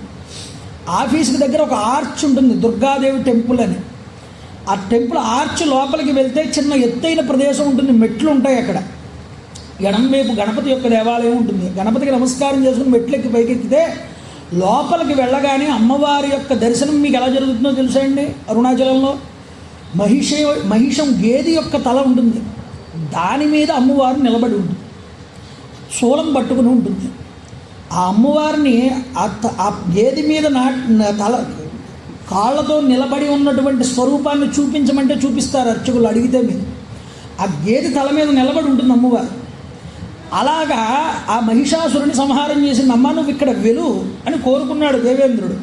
అయితే స్తుతించగానే శాంతస్వరూపాన్ని పొంది అమ్మవారు తేజోవంతమైనటువంటి ఆ మహిషాసురుడి యొక్క శిరస్సు కేసి చూసింది. ఒకసారి కింద పడిపోయిందిగా.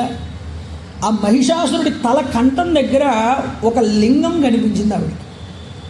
ఆ లింగం ఏమిటి ఇక్కడ ఉందని, ఇది పూజించడానికి వీలవుతుందని ఆ లింగాన్ని చేతిలోకి తీసుకుంది. నేను దాన్ని నీటితో కడిగింది. కడిగి దాన్ని ఒక పక్కన ఎక్కడో పెడదామంటే చేతికి అతుక్కుపోయింది, రావట్లేదు. ఆవిడ ఆశ్చర్యపోయింది, ఇదేం విచిత్రం, ఈ లింగం నా చేతికి అతుక్కుపోయింది. ఋషులందరూ కూడా ఆశ్చర్యపోయారు, వింతే కూడా అర్థం కాలేదు. అయ్యో, అమ్మవారు అనుకుందిట వీడు చాలా శివభక్తుడై ఉంటాడు, అందువల్లే వీడి కంఠంలో శివలింగం ఉంది, కాబట్టి వీడిని వధించడం మహాపాపం. నేను అంత మహాపాపం చేశాను నిజానికి. దేవతల్ని రక్షించడానికి శివభక్తుడైనటువంటి మహిషిని చంపాను నేను ఈరోజు. అయితే రజోగుణం ఉన్నవారెవ్వరూ కూడా ధర్మాన్ని ఆచరించరు కదా అని వీడిని సంహారం చేశాను. నియమనిష్టలతో కూడుకున్నటువంటి శివభక్తులు, వారిలో ముఖ్యంగా శివభక్తుల్లో కూడా ముఖ్యంగా లింగాన్ని మెడలో ధరించిన వారు లింగదారులు అని పిలువబడతారు. ఈ లింగదారులు శివునికి అత్యంతమైనటువంటి ప్రీతిపాత్రులు. వీళ్ళని చంపితే అది ఈశ్వర కోపానికి గురవుతాం. పూర్వం ఈ లింగాన్ని మెడలో ధరించడం వల్లే త్రిపురాసురుల్ని కూడా ఈశ్వరుడు మొట్టమొదటి చంపలేకపోయాడు. ఆ మెడలో ఉన్నటువంటి లింగం తెగి కింద పడిన తర్వాత మాత్రమే అప్పుడు సంహారం చేయగలిగాడు పరమేశ్వరుడు ఈ త్రిపురాలని కూడా. అంటే మెడలో లింగం ఉన్నంత వరకు పరమేశ్వరుడు కూడా వాళ్ళ జోలికి వెళ్ళలేదు. అలాంటిది నేను అనవసరంగా ఈరోజు మహిషాసురుని చంపేశాను ఒక శివభక్తుణ్ణి అని బాధపడింది ఆవిడ. అయితే ఈ ప్రాయశ్చిత్తం చేసుకోవడానికి నేను సకల క్షేత్రములు కూడా తిరగాలి, తిరిగి అక్కడ పుణ్యతీర్థాల్లో స్నానం చేసి నేను ఈశ్వరుని ఉపాసన చేస్తే తప్ప నాకు ఈ పాపానికి ప్రాయశ్చిత్తం లేదు అనుకుని ఆవిడ ఒక సంకల్పం చేస్తే ఈవిడ పరితాపాన్ని గమనించాడు గౌతమ మహర్షి. చూడండి, అమ్మవారి దగ్గరికి వచ్చాడు. అమ్మాగా తల్లి, నువ్వు భయపడకు, ఎందుకో తెలుసా, ఇందులో ఉన్నటువంటి ధర్మ సూక్ష్మాన్ని నువ్వు తెలుసుకో. ధర్మం వేరు, ధర్మ సూక్ష్మం వేరు. అమ్మవారు ధర్మంగా ఆలోచించింది, కానీ ఇందులో ఒక ధర్మ సూక్ష్మం ఉందమ్మా, అది నువ్వు గ్రహించి. నీకు చెప్పేటటువంటి వాడిని కాదు, కానీ నేను చెప్పవలసిన బాధ్యత ఉంది కాబట్టి నేను చెప్తున్నాను. సదాశివుడి నుండి అప్పటికప్పుడు పుట్టినటువంటి ముఖముల ద్వారా వెలువడినటువంటి పంచ శివాగమముల నుండి 28 కోట్ల సూత్రములు వచ్చాయి. సజ్జోజాత, అఘోర, తత్పురుష, ఈశాన, వామదేవ ముఖములని ఈశ్వరుడికి 5 ముఖములు. ఈ 5 ముఖముల నుంచి 5 శైవాగమములు వచ్చాయండి. 5 శైవాగమముల నుంచి 28 కోట్ల సూత్రములు వచ్చాయి. సూత్రము అంటే గుర్తుపెట్టుకోండి, ఆ సూత్రము ద్వారా అక్కడ ఆచరించవలసినటువంటి విధి విధానాలన్నీ కూడా చెప్తారు.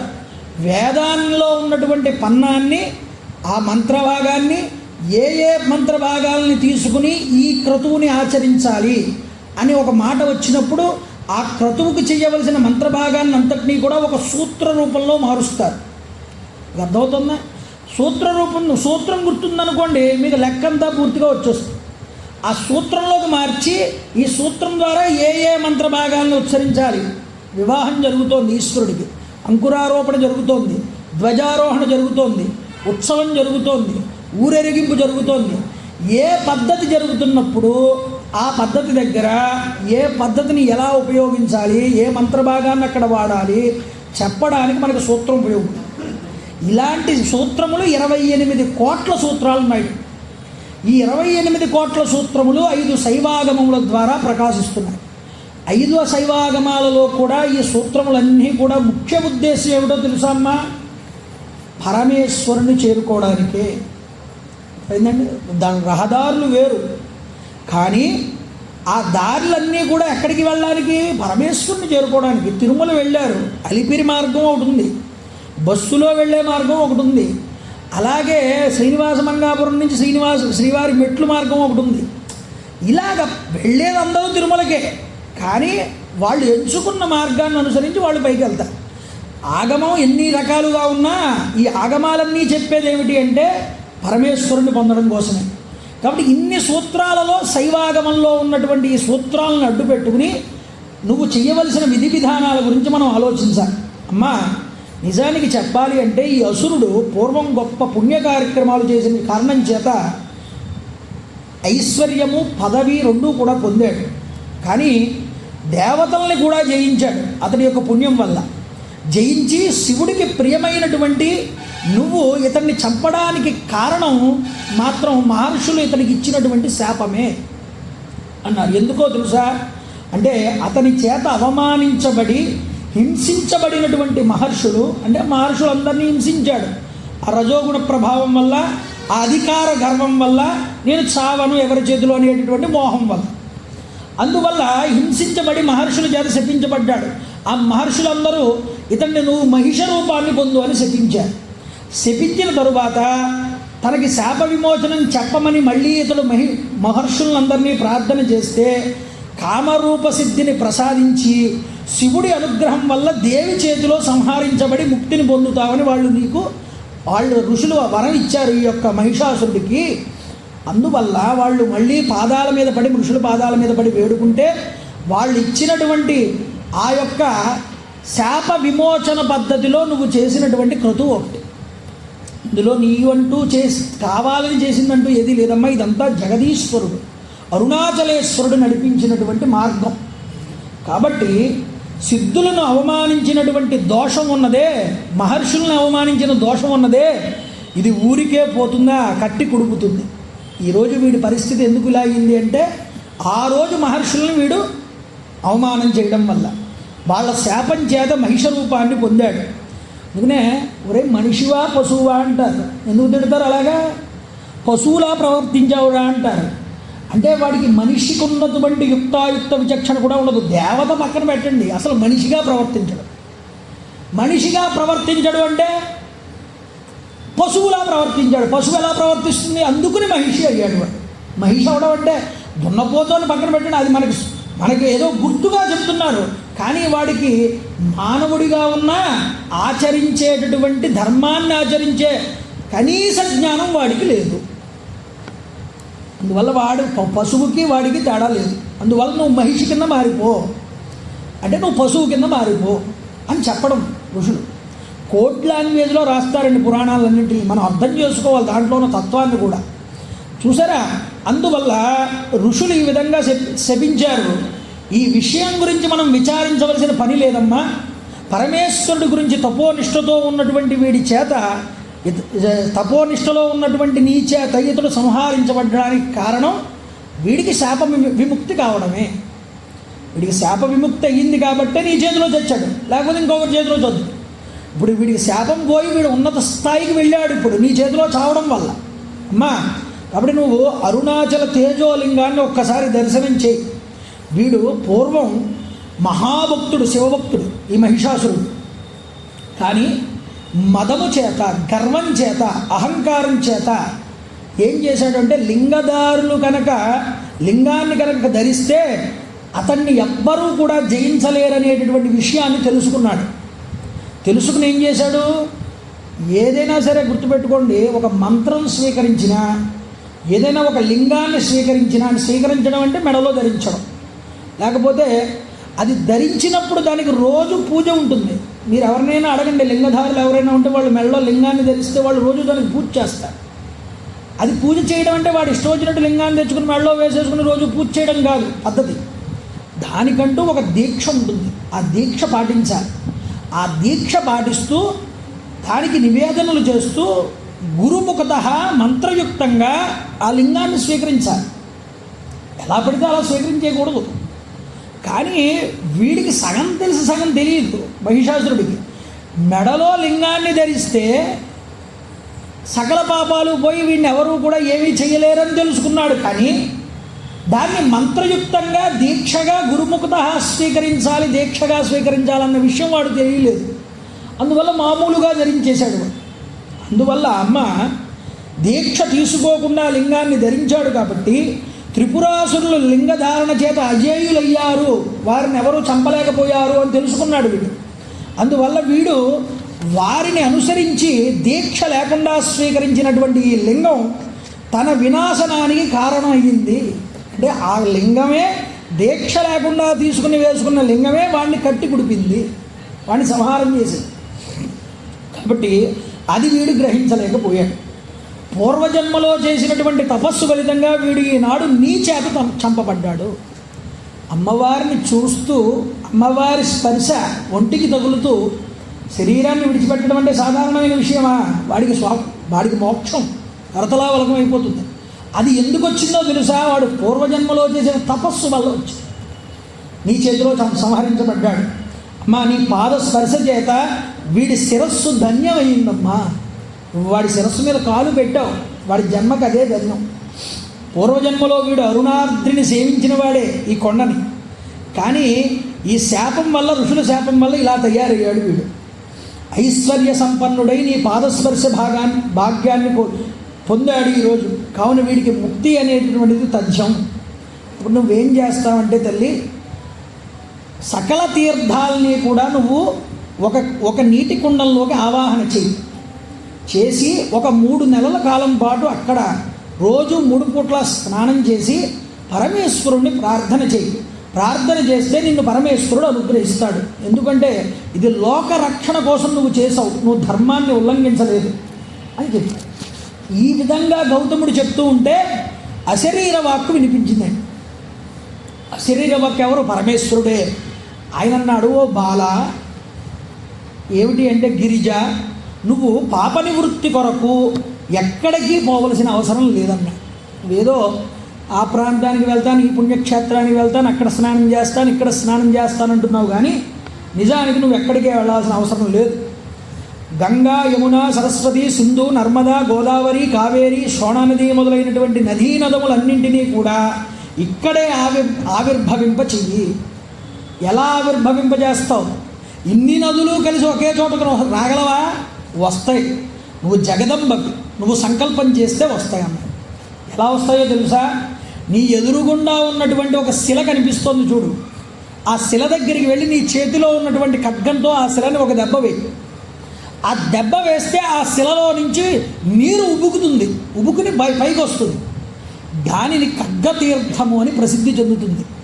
ఆ ఖడ్గతీర్థంలో నువ్వు 3 నెలలు అక్కర్లేదు, 1 నెల రోజుల పాటు 3 పూట్ల ఉదయం మధ్యాహ్న సాయం సంధ్యా సమయాల్లో ఆ నదిలో స్నానం చేసి ఆ తీర్థంలో అక్కడ నన్ను ఉపాసన చెయ్యి. నువ్వు ఆ తీర్థాన్ని సృష్టించి అందులో మొదట నువ్వు స్నానం చెయ్యగానే ఏం జరుగుతుందో తెలుసా? నీ చేతికి ఉన్నటువంటి లింగం అనేటటువంటిది ఊడి కింద పడిపోతుంది. ఆ ఊడి పడిపోయినటువంటి లింగాన్ని ఆ యొక్క తీర్థం ఒడ్డు మీద తీసుకువెళ్ళి ప్రతిష్ఠ చేయి.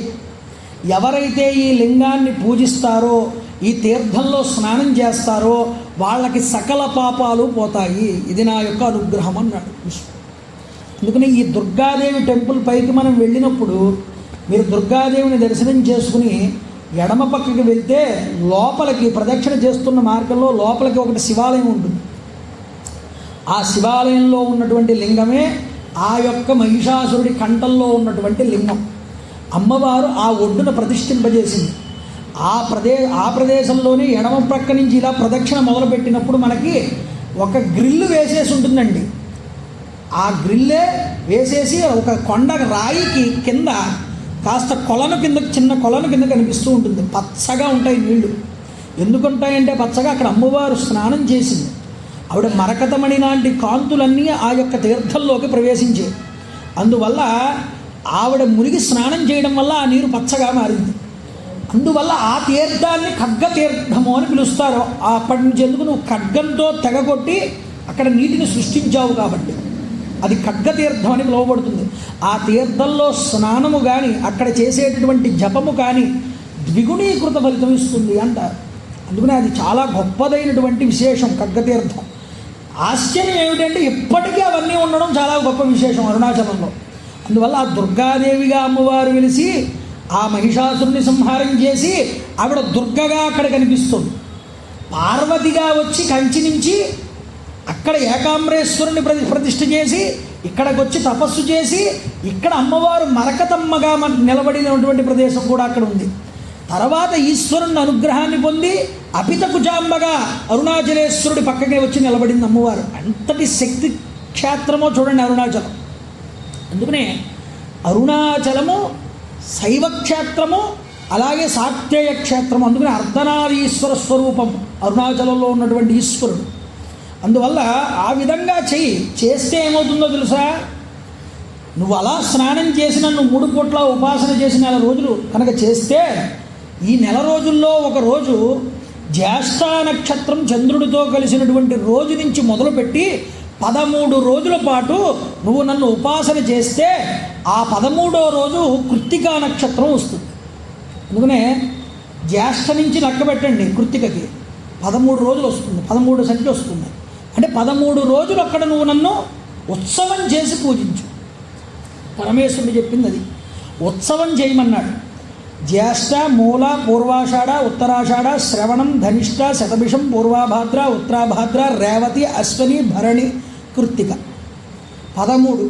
ఈ 13 రోజులు అంటే జ్యేష్ఠ నక్షత్రం దగ్గర నుంచి మొదలుపెట్టి ఉత్సవం చేస్తూ చివరి రోజైనటువంటి కృత్తికా నక్షత్రం ఉచ్చ స్థితిలో ఉన్నప్పుడు నువ్వు నా కొండకి పూజ చేసి అక్కడ నువ్వు కనుక ఈ స్నానం చేసి ఈ యొక్క ఖడ్గతీర్థంలో నా కొండని కనుక పూజిస్తే నేను నీకు ఆ రోజు జ్యోతిస్వరూపంగా నీకు నేను దర్శనమిస్తాను.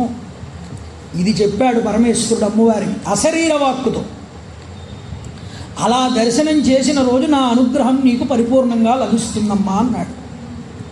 అమ్మవారు ఆనందంతో మునిగి తేలిందండి. గొప్ప విషయం ఏమిటో తెలుసా? ఆవిడ అలాగే ఆచరించింది. ఆ ఖడ్గతీర్థంలో స్నానం చేసేది, స్నానం చేయగానే చేతికున్నటువంటి శివలింగం కింద పడిపోయింది. ఆ లింగాన్ని తీసుకువెళ్ళి గట్టు మీద ప్రతిష్ఠ చేసింది. రోజు ఆ లింగాన్ని పూజించింది 3 పూటలా కూడా. 3 పూట్ల స్నానం చేసింది. అరుణగిరికి నమస్కారం చేసింది. ఇలా చేస్తూ ఉండగా జ్యేష్ఠ నక్షత్రం వచ్చింది. 13 రోజుల పాటు ఈశ్వరుడికి ఉత్సవం చేసింది. అందుకని ఇప్పటికీ అరుణాచలంలో 2 గొప్ప ఉత్సవాలండి. పెద్ద ఉత్సవాలు ఏమైనా ఉన్నాయి అంటే అరుణాచలంలో 2 ఉత్సవాలు ఉన్నాయి. ఒకటి కార్తీక దీపోత్సవం, 2 తిరువూడల్ ఉత్సవము అని చేస్తారు. ఈ 2 చాలా పెద్దమైనటువంటి కార్యక్రమాలు. అరుణాచలంలో చేసే క్రతువుల్లో పెద్ద క్రతువులు. ఇది 13 రోజులు, అది 10 రోజులు చేస్తారు. ఈ 13 రోజులు కూడా కార్తీక మాసం రాగానే, జ్యేష్ఠ నక్షత్రం రాగానే మొదటి 3 రోజులు కూడా దేవతాహ్వానాలు జరుగుతాయి. తర్వాత 10 రోజులు ఉత్సవం జరుగుతుంది. కార్తీక మాసం రాగానే ఆ కార్తీక దీపోత్సవానికి ముందు 13 రోజుల నుంచి ఉత్సవమే అరుణాచలంలో. అయితే ఈ 3 రోజులు కూడా, మొదటి 3 రోజులు ఏమిటి, దేవతాహ్వానం జరుగుతుంది. అంటే దేవతలందరినీ పిలుస్తారు. అరుణాచలేశ్వరుడు కార్తీక దీపోత్సవం రోజు జ్యోతిస్వరూపంగా దర్శనమిస్తున్నాడు. మీరు చూడండి, కొండ మీద జ్యోతిస్వరూపంగా కనిపిస్తోంది కదా, అలా కనిపిస్తుంది. మీకు అందరికీ కూడా ఆహ్వానం వస్తుందని నంది వెళ్ళి చెప్తాడు అందరికీ కూడా. అందువల్ల దేవతలందరూ కూడా వచ్చేస్తారు. ఈ 3 రోజుల్లో వచ్చి చేరుకుంటారు. ఎక్కడికి? అరుణాచలం చేరుకుంటారు. మరి అంతమంది వస్తూ ఉంటే ఆయన లోపల కూర్చుంటే బాగుంటుందా? మరి ఆయన ఏం చేయాలి? మన ఇంట్లోనే తాతగారు షష్ఠి పూర్తి చేసుకుంటున్నారండి. ఆయన అందరికీ ఆహ్వానం పంపాడు. మనవలు, కొడుకులు, కూతుళ్ళు, కోడళ్ళు, ఉయ్యాలవారు అందరూ వస్తున్నారు. ఆయన ఇంట్లో కూర్చుంటాడా? కొడుకులు వస్తున్నారని, మనవలు వస్తున్నారని ఏం చేస్తాడు? స్టేషన్ దాకా వెళ్తాడు. వెళ్ళి వచ్చేసారా మీరు అందరూ ఆనందంతో వాళ్ళందరినీ రిసీవ్ చేసుకుంటాడు స్టేషన్కి వెళ్ళి. అలాగా దేవతలకందరికీ ఆహ్వానం జరిగింది కదా అని పరమేశ్వరుడు అమ్మవారితో కలిసి ఆ యొక్క దేవాలయం నుంచి ఉత్సవమూర్తుల కింద బయటికి వస్తాడండి. ఈ 3 రోజులు కూడా బయటికి వస్తారు స్వామి. వచ్చి ఆ అరుణాచలం చుట్టూ, ఆ యొక్క గుడి చుట్టూ కూడా ప్రదక్షిణ చేస్తారు. ప్రదక్షిణ చేస్తే అర్చక స్వాములు చెప్తారు, ఫలానా వారు వచ్చారు, ఫలానా వారు వచ్చారని. చెప్పడం ఎందుకు? ఊరెరిగింపు. నువ్వు దర్శనానికి వెళ్ళట్లేదు. నువ్వు దర్శనానికి వెళ్ళావంటే ఈశ్వరుని నువ్వు చూడాలి. కానీ ఆయన నిన్ను చూడడానికి వస్తున్నాడు లోపలికి. ఆయన నిన్ను చూడడానికి వస్తున్నాడు అంటే నిన్ను ఆయన ఉద్ధరించడానికి వస్తున్నాడు బయటికి. అదిగోనండి, పలివెల క్షేత్రం నుంచి వచ్చాడు, కుప్పలింగేశ్వర క్షేత్రం నుంచి సీతారామ శర్మ అదిగో అంటే అర్చక స్వామి చెప్పగానే వచ్చాడా, ఆశీర్వదిస్తాడు స్వామి. అంటే అర్థం ఏమిటి అంటే, స్వామి ఊరేగింపుగా బయటకు వచ్చాడంటే తన భక్తులందరూ ఎలా వచ్చారు, ఎవరెవరు వచ్చారు ఏమిటి, స్వామివారు చూస్తారు ఒక్కసారి అందరినీ. అలా అమ్మవారితో కలిసి ఒక్కసారి ఆ విధంగా ధ్వజారోహణ అంటారు. అందుకునే ఉత్తినే అనరండి, ఒక కళ్యాణం జరిగినా స్వామివారికి ధ్వజారోహణ చేస్తారు. ఆ ధ్వజారోహణం జరిగింది అంటే ఇంక అర్థం ఏమిటి అంటే అక్కడికి సకల దేవతాహ్వానం జరిగింది. గుర్తుపెట్టుకోండి. అందుకనే ధ్వజారోహణం మొదలుపెట్టిన తర్వాత అక్కడ మంగళ శాసనం జరుగుతుంది. అందుకనే దేవాలయం, శివాలయం ఉందనుకోండి ఎక్కడైనా, ఆ శివాలయంలో ఉంది అంటే ఎదురుగుండా ధ్వజస్తంభం ఉంటుంది. ధ్వజస్తంభం ఎందుకంటే ధ్వజారోహణానికే ముందు ముఖ్యం అది. దానికి గంటలు కట్టుంటాయి. ఆ గంటలు ఉండి దాని మీద అక్కడ ఏ దేవత అయితే దేవతకి సంబంధించిన చిహ్నం ఉంటుంది పైన. అంటే ఎవరైనా వెళ్ళిపోతూ ఉంటే ఆకాశ మార్గంలో ఓహో ఫలానా ఈశ్వరుడు యొక్క భూమిక ఇది అని తెలుస్తుంది అందరికీ. అయితే శివాలయానికి ఒక ప్రత్యేకత ఉందండి. ఏమిటి అంటే, ఎవరైనా సరే శివాలయం ముందు నుంచి వెళ్తున్నారనుకోండి, లౌకికమైనటువంటి మంగళ వాయిద్యం అనేటటువంటిది వాయించకూడదు. ఇదొక శాసనం ఉంది. మీకు తెలుసో తెలియదో శైవాగమంలో ఈ మాట చాలా ముఖ్యంగా చెప్తారు. అంటే మీకు బాగా అర్థం అవ్వాలి అంటే, శివాలయం ముందు, శివాలయంలో వాయించేటటువంటి ఏ ధ్వని అయినా, ఏ మంగళకరమైనటువంటి వాయిద్యమైనా ఆ యొక్క శబ్దము కేవలం శివుడికి సంబంధించిన ఉపచారానికి మాత్రమే ఉపయోగపడాలి. ఎవరో పెళ్లి చేసుకుంటున్నారు, పెళ్లి చేసుకుంటే వాళ్ళు బాజాబజంత్రీలు వాయించుకుంటూ వస్తున్నారు. వస్తూ ఉండగా శివాలయం కనిపించింది. శివాలయం కనిపించగానే దాని ప్రహారీ దగ్గర నుండి కూడా ముందు మంగళధ్వనులన్నీ ఆపేయాలి, వాయించకూడదు. వాయించకుండా శివాలయం దాటి వెళ్ళిన తర్వాత వాయించాలి మళ్ళీ. ఒకవేళ అలా శివుడు ఎదురుకుండా, శివాలయం ఎదురుకుండా వాయించాలనుకోండి, అది శివుణ్ణి అవమానించినట్లు లెక్క. ఎందుకంటే శివాలయంలో చేసేటటువంటి మంగళమైన కార్యక్రమాలకి మాత్రమే దానిని వినియోగించాలి శివాలయంలో. అందుకని ధ్వజారోహణ చెప్పి అప్పుడు మంగళకరమైనటువంటి వాయిద్యాలన్నీ వాయిస్తూ ఆయన్ని ఊరేగిస్తారు బయటికి తీసుకొచ్చి. అంతేకాదు శివాలయానికి ఆ యొక్క గౌరవం ఇచ్చారు. ఎవరైనా గొప్ప మహాత్ముడు వచ్చాడు శివాలయానికి, శివభక్తుడు వచ్చాడు, గొప్ప జ్ఞానవంతుడు వచ్చాడు అన్నప్పుడు పూర్ణ కుంభం తీసుకొస్తారు. అందుకనే శివాలయంలో పైన టోపీ పెట్టుకోవడం కానీ, లేకపోతే కండువా చుట్టుకోవడం కానీ ఇలాంటి పనులు చేయకూడదండి. పువ్వులు ధరించకూడదు స్త్రీలు కూడా. అవన్నీ పరమేశ్వరుడికి చెందాలి అక్కడ. అందువల్ల ఏం చేస్తారంటే ఆ పూర్ణ కుంభం తీసుకొస్తారు. ఒక బిందె మీద కొబ్బరికాయ పెట్టి మామిడి రబ్బలు పెట్టి తీసుకొస్తారు. దాన్ని తీసుకొచ్చారు అంటే లెక్క ఏమిటంటే పార్వతీ పరమేశ్వరులు ఇద్దరూ కూడా దంపతీ సమేతంగా వచ్చి ఆ వ్యక్తిని ఆహ్వానం చేస్తున్నారని అర్థం. అంటే అర్థం ఏమిటి? ఈ యొక్క కలశాన్ని ఇలా 2 చేతులతో ముట్టుకుంటాడు వచ్చినటువంటి వ్యక్తి. ఇలా ముట్టుకున్నాడంటే అర్థం ఏమిటి అంటే తెలుసా అండి? పార్వతీ పరమేశ్వరుల పాదాలకి నమస్కారం చేశాడు అని అర్థం. ముట్టుకుని ఏ స్థాయి ఉన్న వ్యక్తిని అయితే తీసుకొచ్చామో ఆ స్థాయి ఉన్నటువంటి వ్యక్తికి జ్ఞానం ఉన్నదా, భక్తి ఉన్నదా, వైరాగ్యం ఉన్నదా లేదా చూస్తాడు పరమేశ్వరుడు. వాడికి అది లేదనుకోండి నాశనం అయిపోయేవాడు వాడే.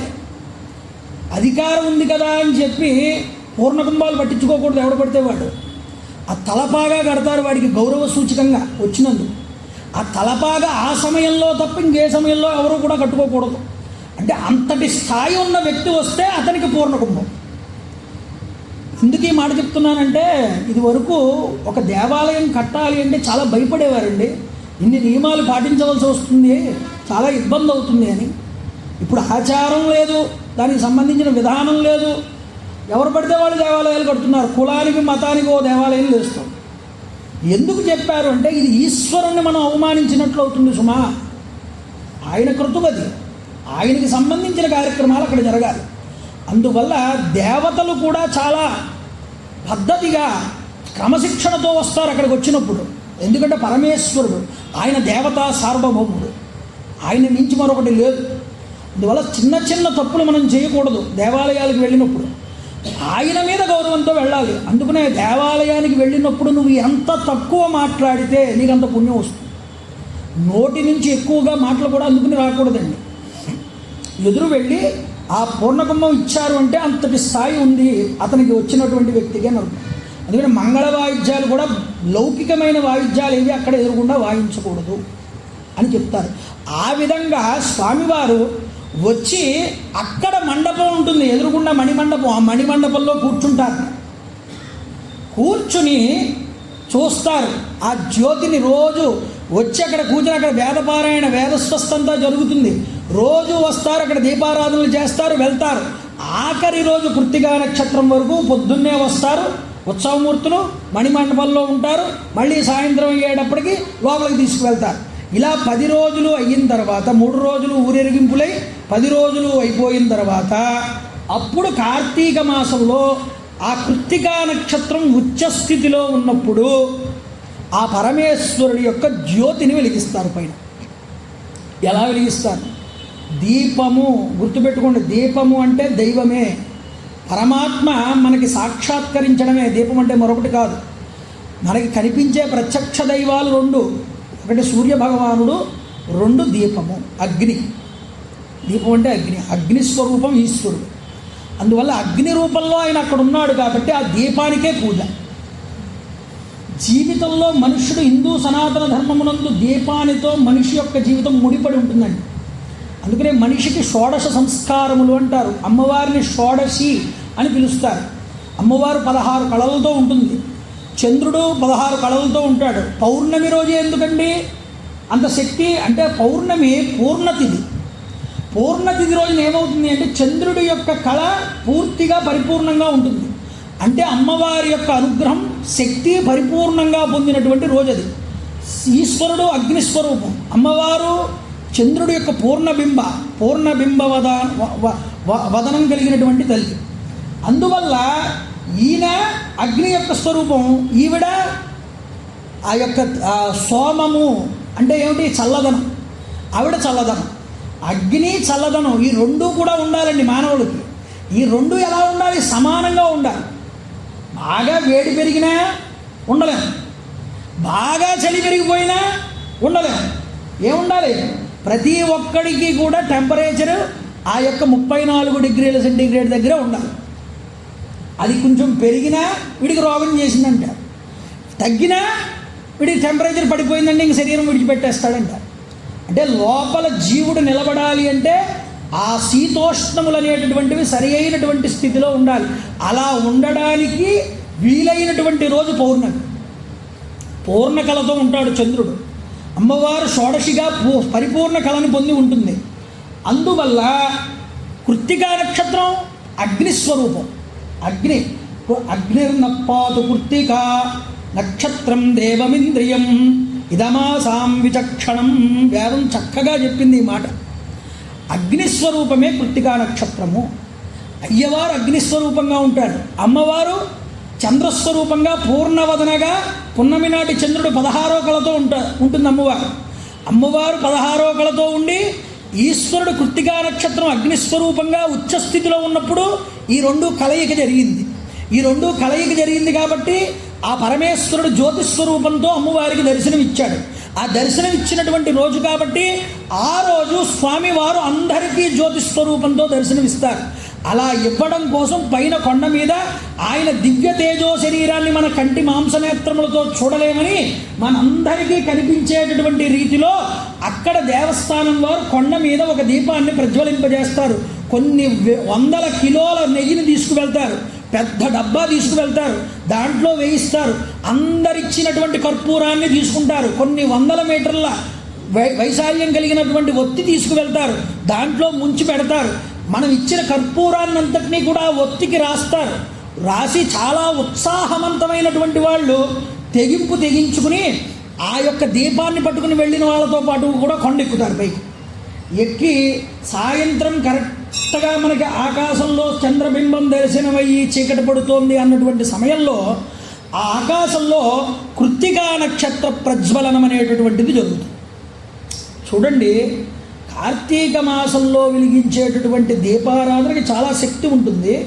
అందున కృత్తికా నక్షత్రంతో కలిసినటువంటి పున్నమి రోజున ఆ యొక్క దర్శనం చేస్తే అజ్ఞానాంధకారాన్ని పక్కకి తొలగించి జ్ఞానాన్ని కలిగింపజేస్తున్నాడు ఈ అరుణాచలుడు. అందుకనే అరుణాచలంలో ఎప్పటికీ ఒక సాంప్రదాయం ఉందండి. ఏమిటో తెలుసా? అరుణాచలంలో ఇప్పటికీ కూడా రేపు కార్తీక దీపోత్సవం జరుగుతుంది. కృత్తికా నక్షత్ర దీపం, ఆకాశ దీపం వెలిగిస్తారు కొండ మీద అని అనుకున్నప్పుడు ముందరి రోజు భరణి దీపాలు అని పెడతారు ప్రతి ఇంట్లో కూడా అరుణాచలంలో. ఈ భరణి దీపాలు ఏమిటో తెలుసా అండి? అశ్వని, భరణి, కృత్తిక. భరణి తర్వాత కదండి కృత్తిక. ముందరి రోజు భరణి నక్షత్రం వస్తుంది. భరణి దీపాలని పెడతారు. 5 దీపాలు పెడతారు ప్రతి వాళ్ళ ఇంట్లో కూడా. 5 దీపాలు వెలిగించడానికి కారణం ఏమిటి?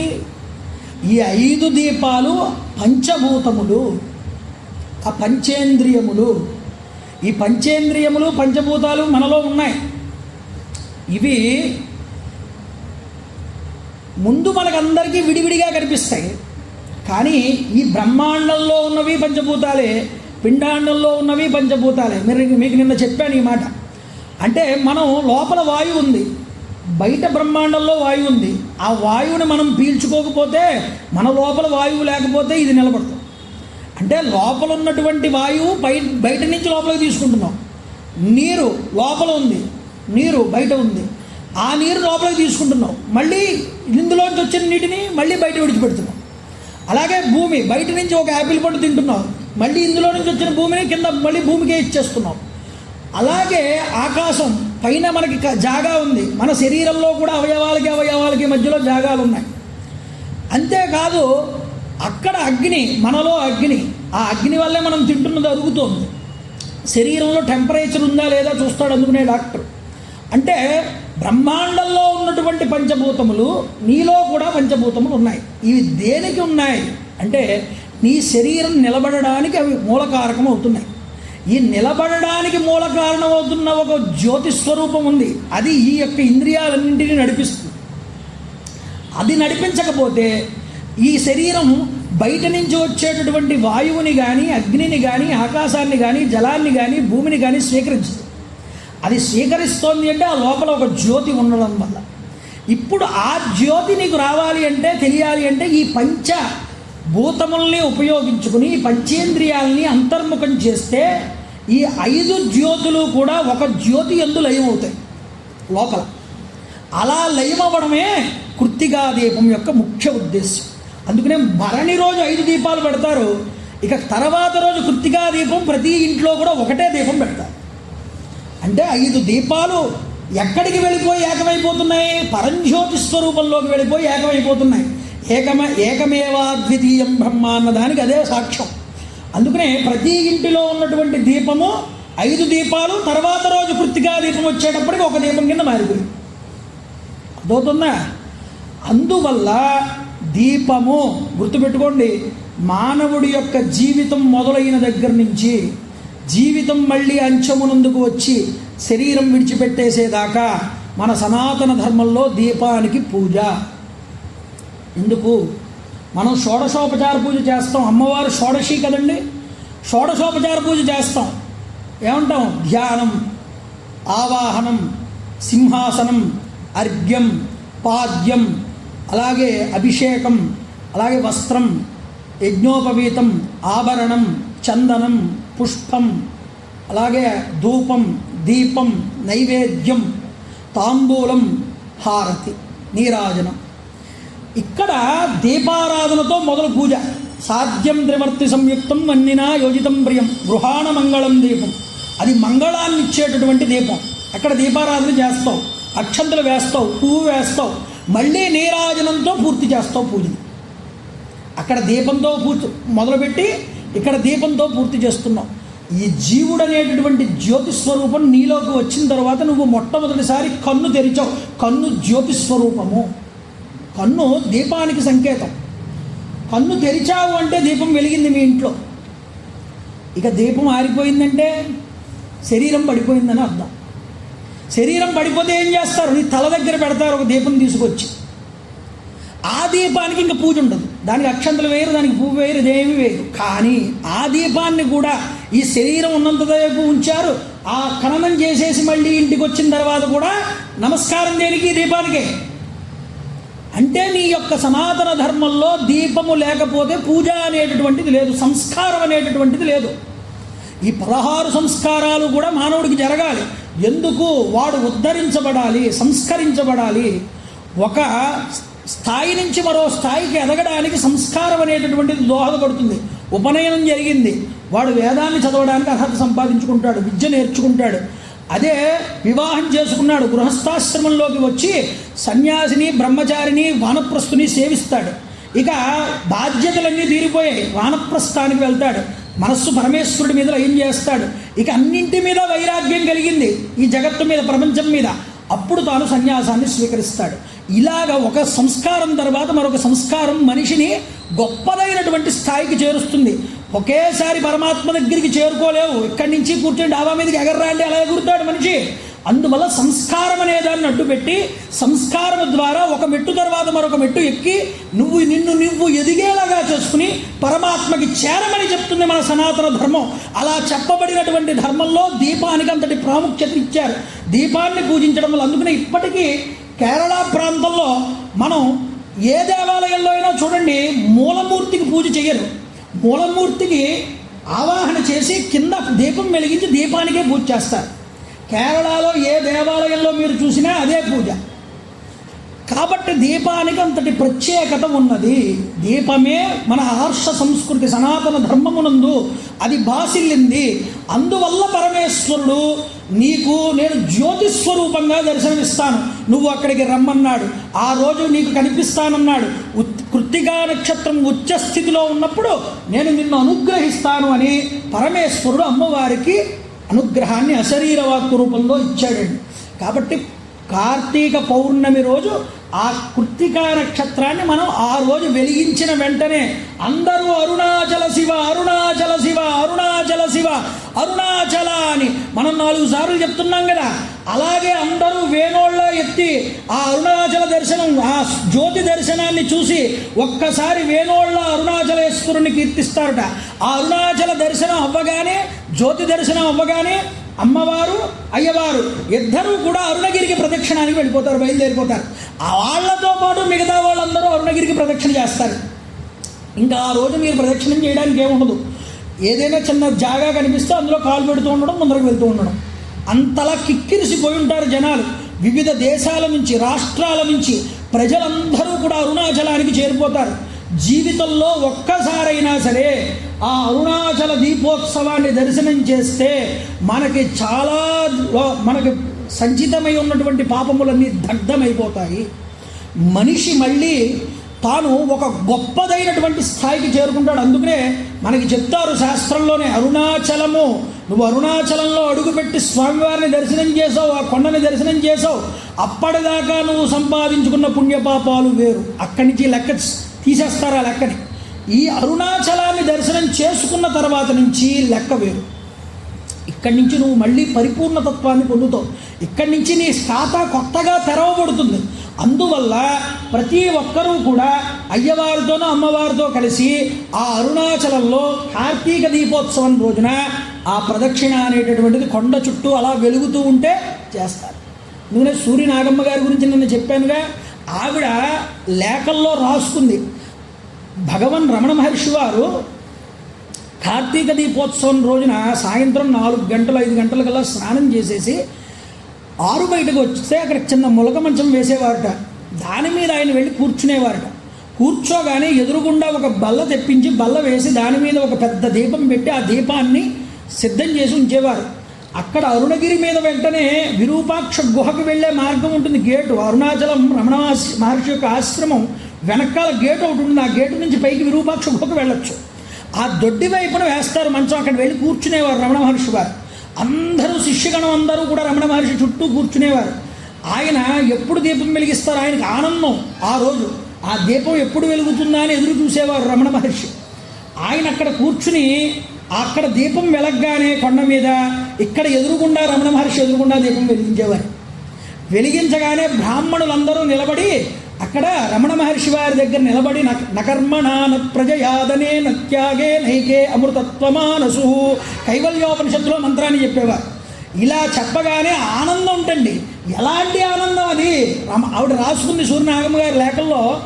ఒక పక్కన ఇలా ఆకాశంలో చూస్తే పూర్ణచంద్రుడు దర్శనం అవుతుంది ఆకాశంలో, ఇటువైపు తిరిగి చూస్తే అరుణాచలం కొండ మీద ఆ జ్యోతిస్వరూపం అనేటటువంటిది కనిపిస్తుంది. ఇలా చూస్తే సాక్షాత్తు జ్ఞానస్వరూపమే ఒక కరచరణాదులతో రూపాన్ని పొంది కూర్చుందా అన్నట్లుగా రమణ మహర్షి వారి యొక్క ముఖార విందం కనిపిస్తోంది. ఇలాగా త్రికోణంలో ఈ జ్యోతిస్వరూపాన్ని దర్శనం చేయడం నాకు కలిగినటువంటి మహద్భాగ్యం అన్నయ్య అని రాసుకుంది లేఖల్లో ఆవిడ. అందువల్ల రమణ మహర్షి వారు ఎంతగానో ఆనందించేవారు ఆ అరుణగిరిని చూడగానే. ఆ జ్యోతి ప్రజ్వలని చూసిన తర్వాత అందరికీ ప్రసాదం పంచిపెట్టి అందరినీ కూడా ఆ యొక్క పరమేశ్వరుడితో పాటుగా గిరి ప్రదక్షిణానికి పంపించేసేవారు. ఆ విధంగా అరుణాచలంలో ఆ కార్తీక దీపోత్సవము అనేటటువంటి క్రతువు మహద్భాగ్యం, మహా గొప్పగా జరుగుతుందండి. ఆ రోజు దేవాలయంలో వెలిగించే దీపం కానీ, పూజ కానీ, ఉత్సవం కానీ, దీపం వెలిగించిన, ఉత్సవాన్ని చూసిన, ఒక పూజ చేసిన, ఒక పత్రం సమర్పించిన విశేషమైనటువంటి ఫలితం కలుగుతుంది. మనిషి ఉద్ధరించబడతాడు. జ్ఞానం అనేటటువంటిది అంకురిస్తుంది మనిషిలో. ఆ చెడు బుద్ధులన్నీ కూడా నశించిపోతాయి. అమ్మవారిని అనుగ్రహించినట్లుగా పరమేశ్వరుడు మనల్ని కూడా అనుగ్రహిస్తాడు. అమ్మవారు కోరుకుంది ఆ వరాన్ని. అందువల్ల అమ్మవారిని ఆ విధంగా అనుగ్రహించి నువ్వు తప్పకుండా నువ్వు ఈ గిరిని ప్రదక్షిణ చేయి, నీకు సకల శ్రేయస్సులు కలుగుతాయన్నాడు పరమేశ్వరుడు. వెంటనే అమ్మవారు శివుడు చెప్పినట్లుగానే ఆ దేవాలయంలో రోజు కూడా ఖడ్గతీర్థంలో స్నానం చేసి ఆ కృత్తికా నక్షత్రం రోజు కోసం ఎదురు చూస్తోంది అమ్మవారు. చూస్తూ ఉండగా ఆ కృత్తికా నక్షత్రం రానే వచ్చింది. ఆ రోజు అమ్మవారు స్నానం చేసి అరుణగిరికి పూజ చేసింది. పూజ చేయగానే ఆ రోజు పరమేశ్వరుడు జ్యోతిస్వరూపంగా కొండ మీద దర్శనమిచ్చాడు అమ్మవారికి. ఆనందచికితురాలయ్యింది. ఆనందచికితురాలయ్యి ఆవిడ మాటలకి అవధులు లేవండి. అవధులు లేక ఎంతగానో ప్రార్థన చేసింది పరమేశ్వరుని. ఏమి జ్యోతిస్వరూపం అది! దానిని నోటితో వివరించడానికి ఎవరికీ సాధ్యం కాదండి. ఆ దర్శనం చేసిన యోగుడికి అది అర్థమవుతుంది, కానీ అది బాహ్యంలో వర్ణించడానికి వర్ణనాతీతం. ఇప్పుడే ఓ విశ్వరూప సర్వపాతక నాశక బ్రహ్మ విష్ణువులకి కూడా అనుగ్రహించిన ఓ దివ్య తేజమా, ఓ అగ్నిస్వరూపమా, కాలస్వరూపమా, అచల స్వరూపమా అంటూ అమ్మవారు నమస్కారం చేసిందిట. వంగి వంగి నమస్కారం చేసింది అమ్మవారంతటి ఆవిడ ఆ యొక్క అరుణాచలేశ్వరుడికి. చూడండి, వంగి వంగి నమస్కారం చేసింది. అంటోంది ఆవిడ, నీ విచిత్రమైనటువంటి ఈ రూపం వేదములకి కూడా తెలియదయ్యా. అంతటి గొప్పదైనటువంటి రూపం. ఎందుకు పరబ్రహ్మాన్ని వర్ణించడం వేదాలకి కూడా సాధ్యం కాదండి. అందుకనే తత్వమసి అని విడిచిపెట్టే. తత్ అంటే అది అంతే, అంతకుమించి వాళ్ళు చెప్పలేకపోయే. నీ స్వరూపం నిజానికి అరుణము అంటే ఆ అనగానే సత్, రా చిత్తు, నా సత్తు చిత్తు నా ఆనందము, ఈ 3 స్వరూపాలే అరుణ అనేటటువంటి అర్థము. ఈ సత్తు చిత్తు ఆనందం అరుణ గిరి, అరుణ అచలము. అచలము అంటే పరమేశ్వర కదలనటువంటి స్థిరమైనటువంటి మనిషిలో ప్రకాశించేటటువంటి ఆ అరుణాచలము సత్తు చిత్తు జ్ఞాన స్వరూపము నువ్వేనయ్యా అని ఆవిడ నమస్కారం చేసి మరి పరమేశ్వరుని ప్రార్థన చేసింది. ప్రార్థన చేసి అంటోంది ఆవిడ, దేవతల చేత అర్చించబడేది సర్వ తేజస్సులకి మూలమైనటువంటి తేజస్సు కూడా నువ్వే. ఆవిడ ఆయన ఆ తేజస్సులో కనిపించాడు అమ్మవారు. అయితే ఈ దివ్య రూప దర్శనం నాకు నువ్వు ప్రసాదించావు, నేను కృతకృత్యురాలనయ్యాను. గౌరీదేవి ఇలా ప్రార్థించిన తర్వాత స్వామివారు కోటి సూర్యుల కాంతులతో, కోటి పూర్ణచంద్రులతో కూడుకున్నటువంటి సుఖాన్ని ప్రసాదిస్తూ కాలాగ్ని కోటి సమాన తేజుడై అమ్మవారికి ఎదురుగుండా సాకార రూపంలో దర్శనమిచ్చాట. ఇది చూడండి, ఇది ఇంకెంత గొప్ప విశేషమో. అందువల్ల ఆ రోజు అమ్మవారికి ఏ విధంగా అయితే నువ్వు దర్శనమిచ్చావో స్వామి, అలాంటి దర్శనం నువ్వు నాకు ఎప్పుడు ఇస్తావయ్యా అనేటటువంటి ఆర్తితో నువ్వు అరుణాచలానికి వెళ్ళు. నీకు తప్పకుండా పరమేశ్వరానుగ్రహం తప్పకుండా కలుగుతుంది. ఈ ఆర్తి కలగాలి. అమ్మవారు మనకి ఆచరించి చూపించింది. భగవంతుడి యందు నీకు ఎంత ఆర్తి ఉండాలి. తుచ్చమైనటువంటి చిన్న చిన్న కోరికల మీద, సుఖాల మీద, భోగాల మీద పెడుతున్నటువంటి దృష్టి మనం పరమేశ్వరుడి మీద ఎందుకు పెట్టలేకపోతున్నాం? ఏది నీకు ప్రతిబంధకంగా అడ్డొస్తోంది ఆలోచించు. ఈ ప్రతిబంధకం పోవాలి అంటే ఒక్కడు నిన్ను అనుగ్రహించాలి, అది అరుణాచలేశ్వరుడు. కాబట్టి అమ్మవారు అనుగ్రహాన్ని పొందినట్టు మనందరము కూడా ఆ అరుణగిరి యొక్క అనుగ్రహాన్ని మనం పొందాలి. అది దీని యొక్క ముఖ్య ఉద్దేశం. కార్తీక దీపోత్సవం యొక్క ముఖ్య ఉద్దేశం ఏమిటి అంటే, అయ్యవారు అమ్మవారికి అలా సాక్షాత్కరించారు కాబట్టి ఆ అనుగ్రహం మనకి కూడా కలగాలి. అందువల్ల ఆ జ్యోతి మానవులు పెట్టిన జ్యోతి అయినా దేవతలకి, మిగతా యక్షులకి, గంధర్వులకి, వాళ్ళందరికీ అది ఒక పరమతేజో స్వరూపంగా కనిపిస్తుందిట. వీళ్ళు మనకి కనిపించడానికి వెలిగిస్తారు జ్యోతి, నిజానికి ఆ కొండంతా ఒక జ్యోతి స్వరూపంగా కనిపిస్తుంది ఆ దేవతలందరికీ ఆ సమయంలో. అంతేకాదు, అది మానవ నేత్రానికి అందేటటువంటిది కాదు, సిద్ధులకి, యోగులకి, తపస్సు చేసేటటువంటి వారికి కనిపిస్తుంది మళ్ళీ. అలా ఆ దర్శనం మాకు కలగాలని ప్రాధేయపడాలి. అందుకనే రమణ మహర్షి వారు ఆ జ్యోతి దర్శనం అక్కడ వెలిగించగానే ఆయనలో ఆయన అంతర్ముఖులు అయ్యేవారు కళ్ళు మూసుకుని. ఎందుకు? అక్కడ వెలిగే జ్యోతిని ఇక్కడ దర్శనం చేసేవారే. ఈ స్థితి ఆ యోగులకి కలుగుతుంది. ఆ స్థితి మమ్మల్ని కూడా తీసుకువెళ్ళు స్వామి, జీవన్ముక్త స్థితిని మాకు అనుగ్రహించు అని ప్రార్థన చేయాలి. అందుకనే ఆ మానవులు పెట్టింది, అందుకనే ఏం చేస్తారు అంటే, అంత పెద్ద జ్యోతి ఆవు నెయ్యి వేసి వెలిగిస్తారేమో, ఒక వారం రోజుల పాటు ఆగకుండా వెలుగుతుందండి కొండ మీద. ఒక 30 కిలోమీటర్ల దూరంలో ఉన్నటువంటి అరుణాచలానికి దగ్గరలో ఉన్న గ్రామాల వారికి కూడా జ్యోతి కనిపిస్తుంది. అలా వెలిగిస్తారు ఆ జ్యోతిని. అది ధ్యాన ఘని. అది దాన్ని దర్శనం చేస్తే చాలు, చాలా పాపాలు పోతాయి. అప్పుడు గుర్తుపెట్టుకోండి, ఎప్పుడైనా కనుక మీకు అవకాశం వచ్చి కనుక ఉంటే జీవితంలో ఒక్కసారైనా ఆ అరుణగిరి యొక్క జ్యోతి దర్శనం చేయండి. అది మనకి సకల శ్రేయస్సుల్ని, వైభవాల్ని కట్టబెడుతుంది. కాబట్టి ఇది అరుణాచలం యొక్క గొప్పదైనటువంటి విశేషం.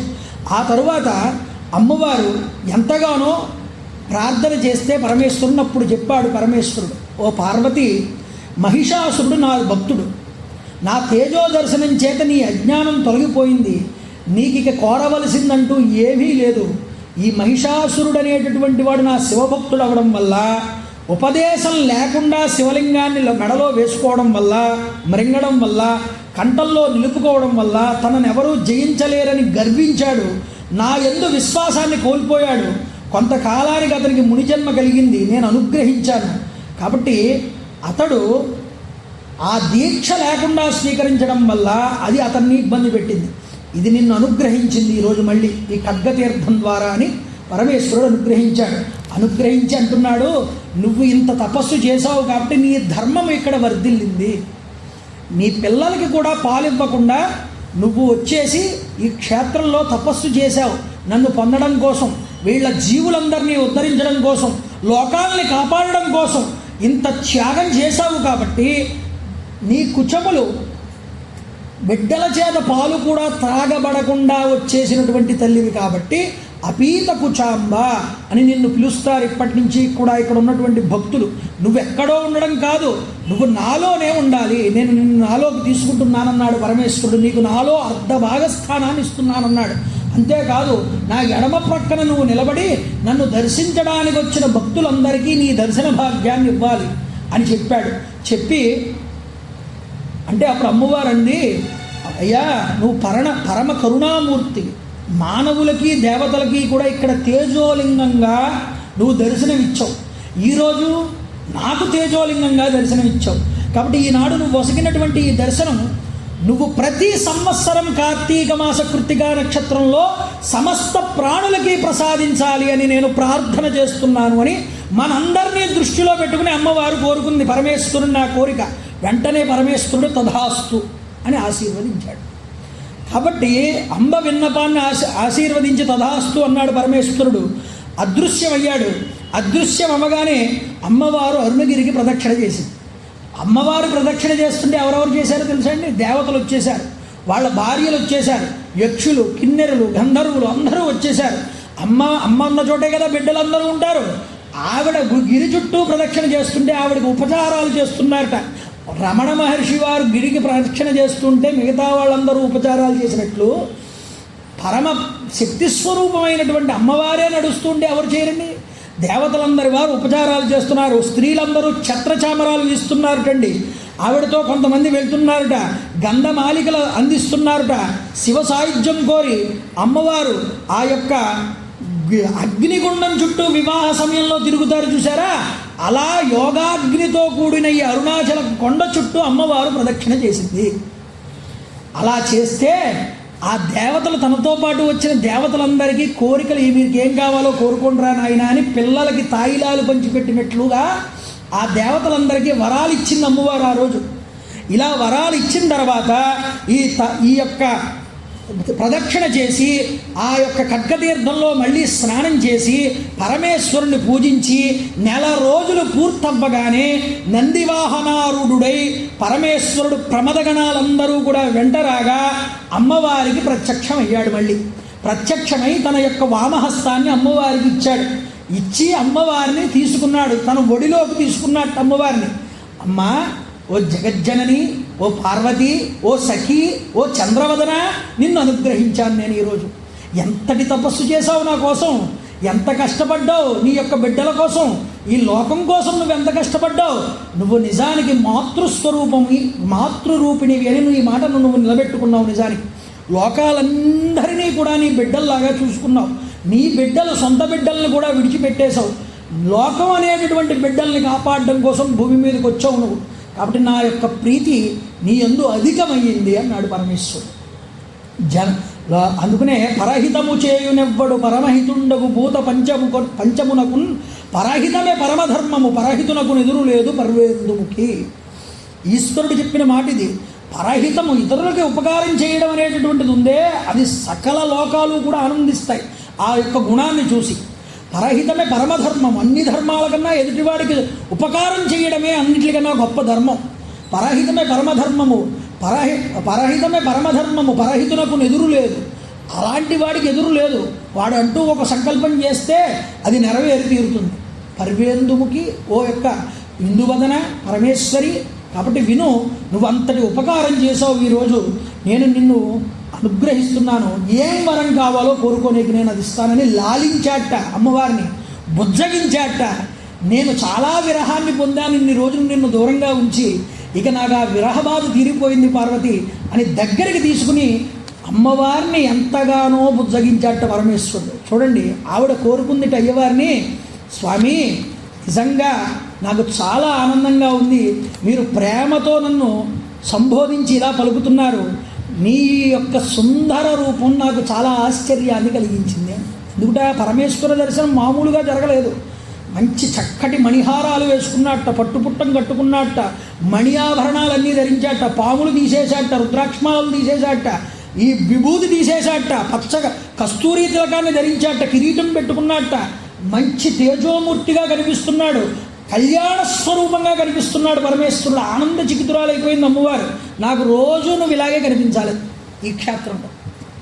నువ్వు ఆ మాలలు తీసేయి, ఆ యొక్క పన్నగాలను తీసేయి, పాముల్ని. నువ్వు ఆ బూతి తీసుకోవడం మానే. ఈ క్షేత్రంలో ఉన్నంత వరకు నువ్వు ఇలాగే ఉండాలి. అంతేకాదు నీ పక్కన నేను కళ్యాణ స్వరూపంగా ఉండాలి. నీ దగ్గర నుండి వస్తున్నటువంటి ఈ సుగంధం ఉన్నదే, ఈ సుగంధం ఎప్పుడూ ఇలాగే ఉండాలి. అలా కోరు.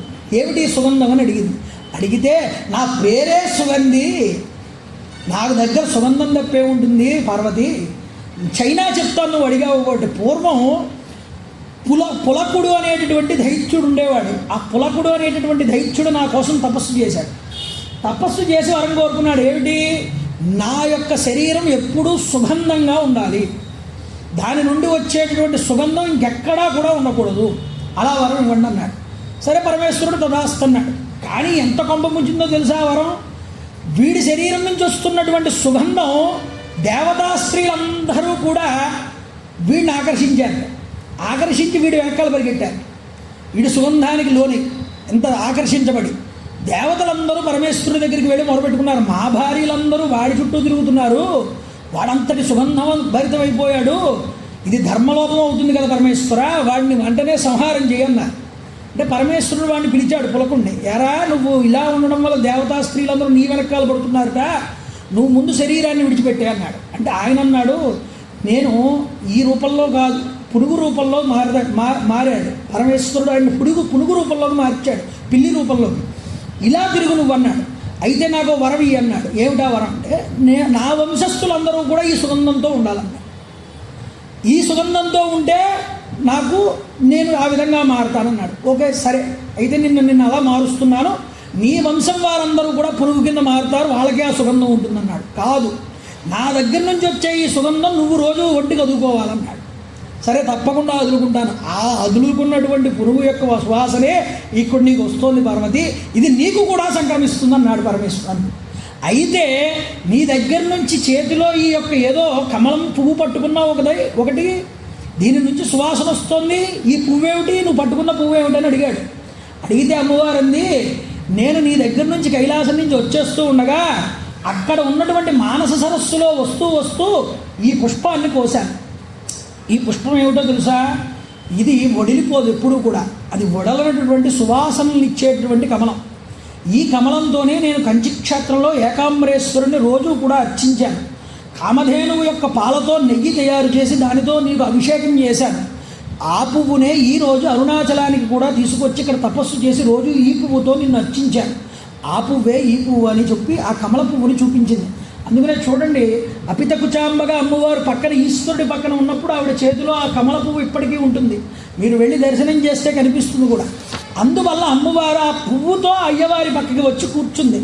ఆనంద చికితుడై దేవతలందరికీ కూడా అమ్మవారితో అయ్యవారితో కలిసి అర్ధనారీశ్వర స్వరూపాన్ని ఒక్కసారి అందరికీ దర్శింపజేయించాట. ఈ కొండ ఈ రోజు నుంచి నేను అమ్మవారు కలయికతో కూడుకున్నటువంటి కొండ అని చెప్పాడు. అందువల్ల ఇది శివశక్త్యాత్మకమైనటువంటి కొండ, ఈ అరుణాచలం అనేటటువంటి కొండ. ఇది దర్శనం చేసి దీనికి ప్రదక్షిణ చేస్తే మా ఇద్దరికీ కలిపి దర్శనం చేసినట్లే అని పరమేశ్వరుడు దేవతలందరినీ కూడా అనుగ్రహించాడు. అంత గొప్పదైనటువంటి అరుణాచలం.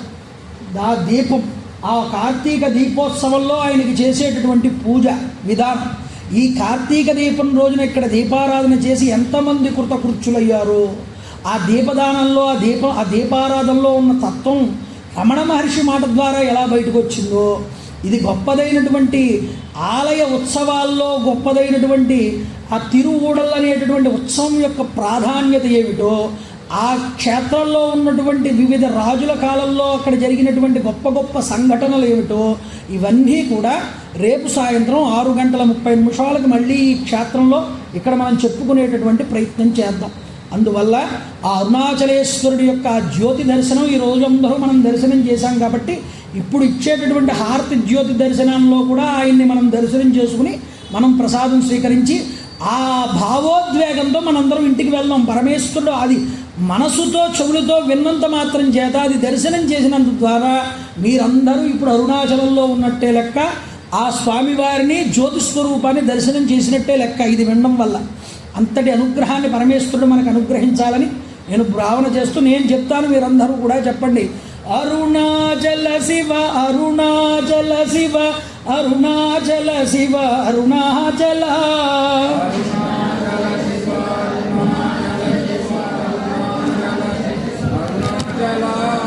అరుణాచల శివ అరుణాచల శివ అరుణాచల శివ అరుణాచల అరుణాచల శివ అరుణాచల శివ అరుణాచల శివ అరుణాచల అరుణాచల శివ అరుణాచల శివ అరుణాచల శివ అరుణాచల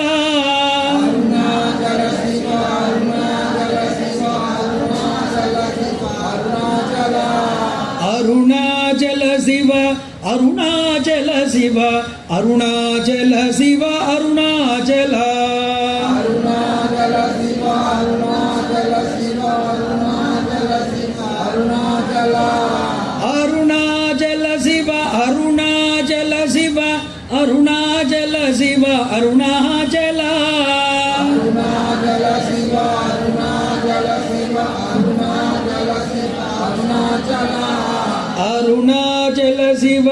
అరుణాచల శివ అరుణాచల శివ అరుణాచల అరుణాచల శివ అరుణాచల శివ అరుణాచల శివ అరుణాచల అరుణాచల శివ అరుణాచల శివ అరుణాచల శివ అరుణాచల అరుణాచల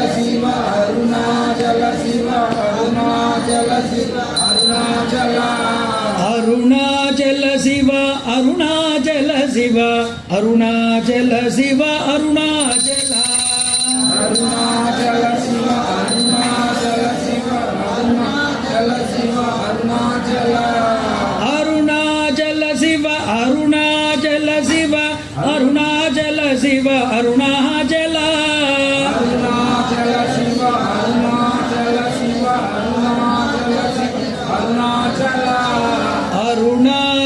శివ అరుణాచల శివ అరుణాచల శివ అరుణాచల అరుణాచల శివ అరుణాచల శివ అరుణాచల శివ అరుణాచల మంగళాశాసనపరైః పదాచార్య పురోగమైః సర్వైశ్చ పూర్వైరాచార్యై సత్కృతాయాస్తు మంగళం. కాళే వర్షతు పర్జన్యస్పృహి పక్షశాలిని జై గురుదేవ దత్త. సర్వం శ్రీ ఉమామహేశ్వర పరబ్రహ్మార్పణమస్తు. స్వస్తి. పార్వతీపతయే హర హర మహాదేవ.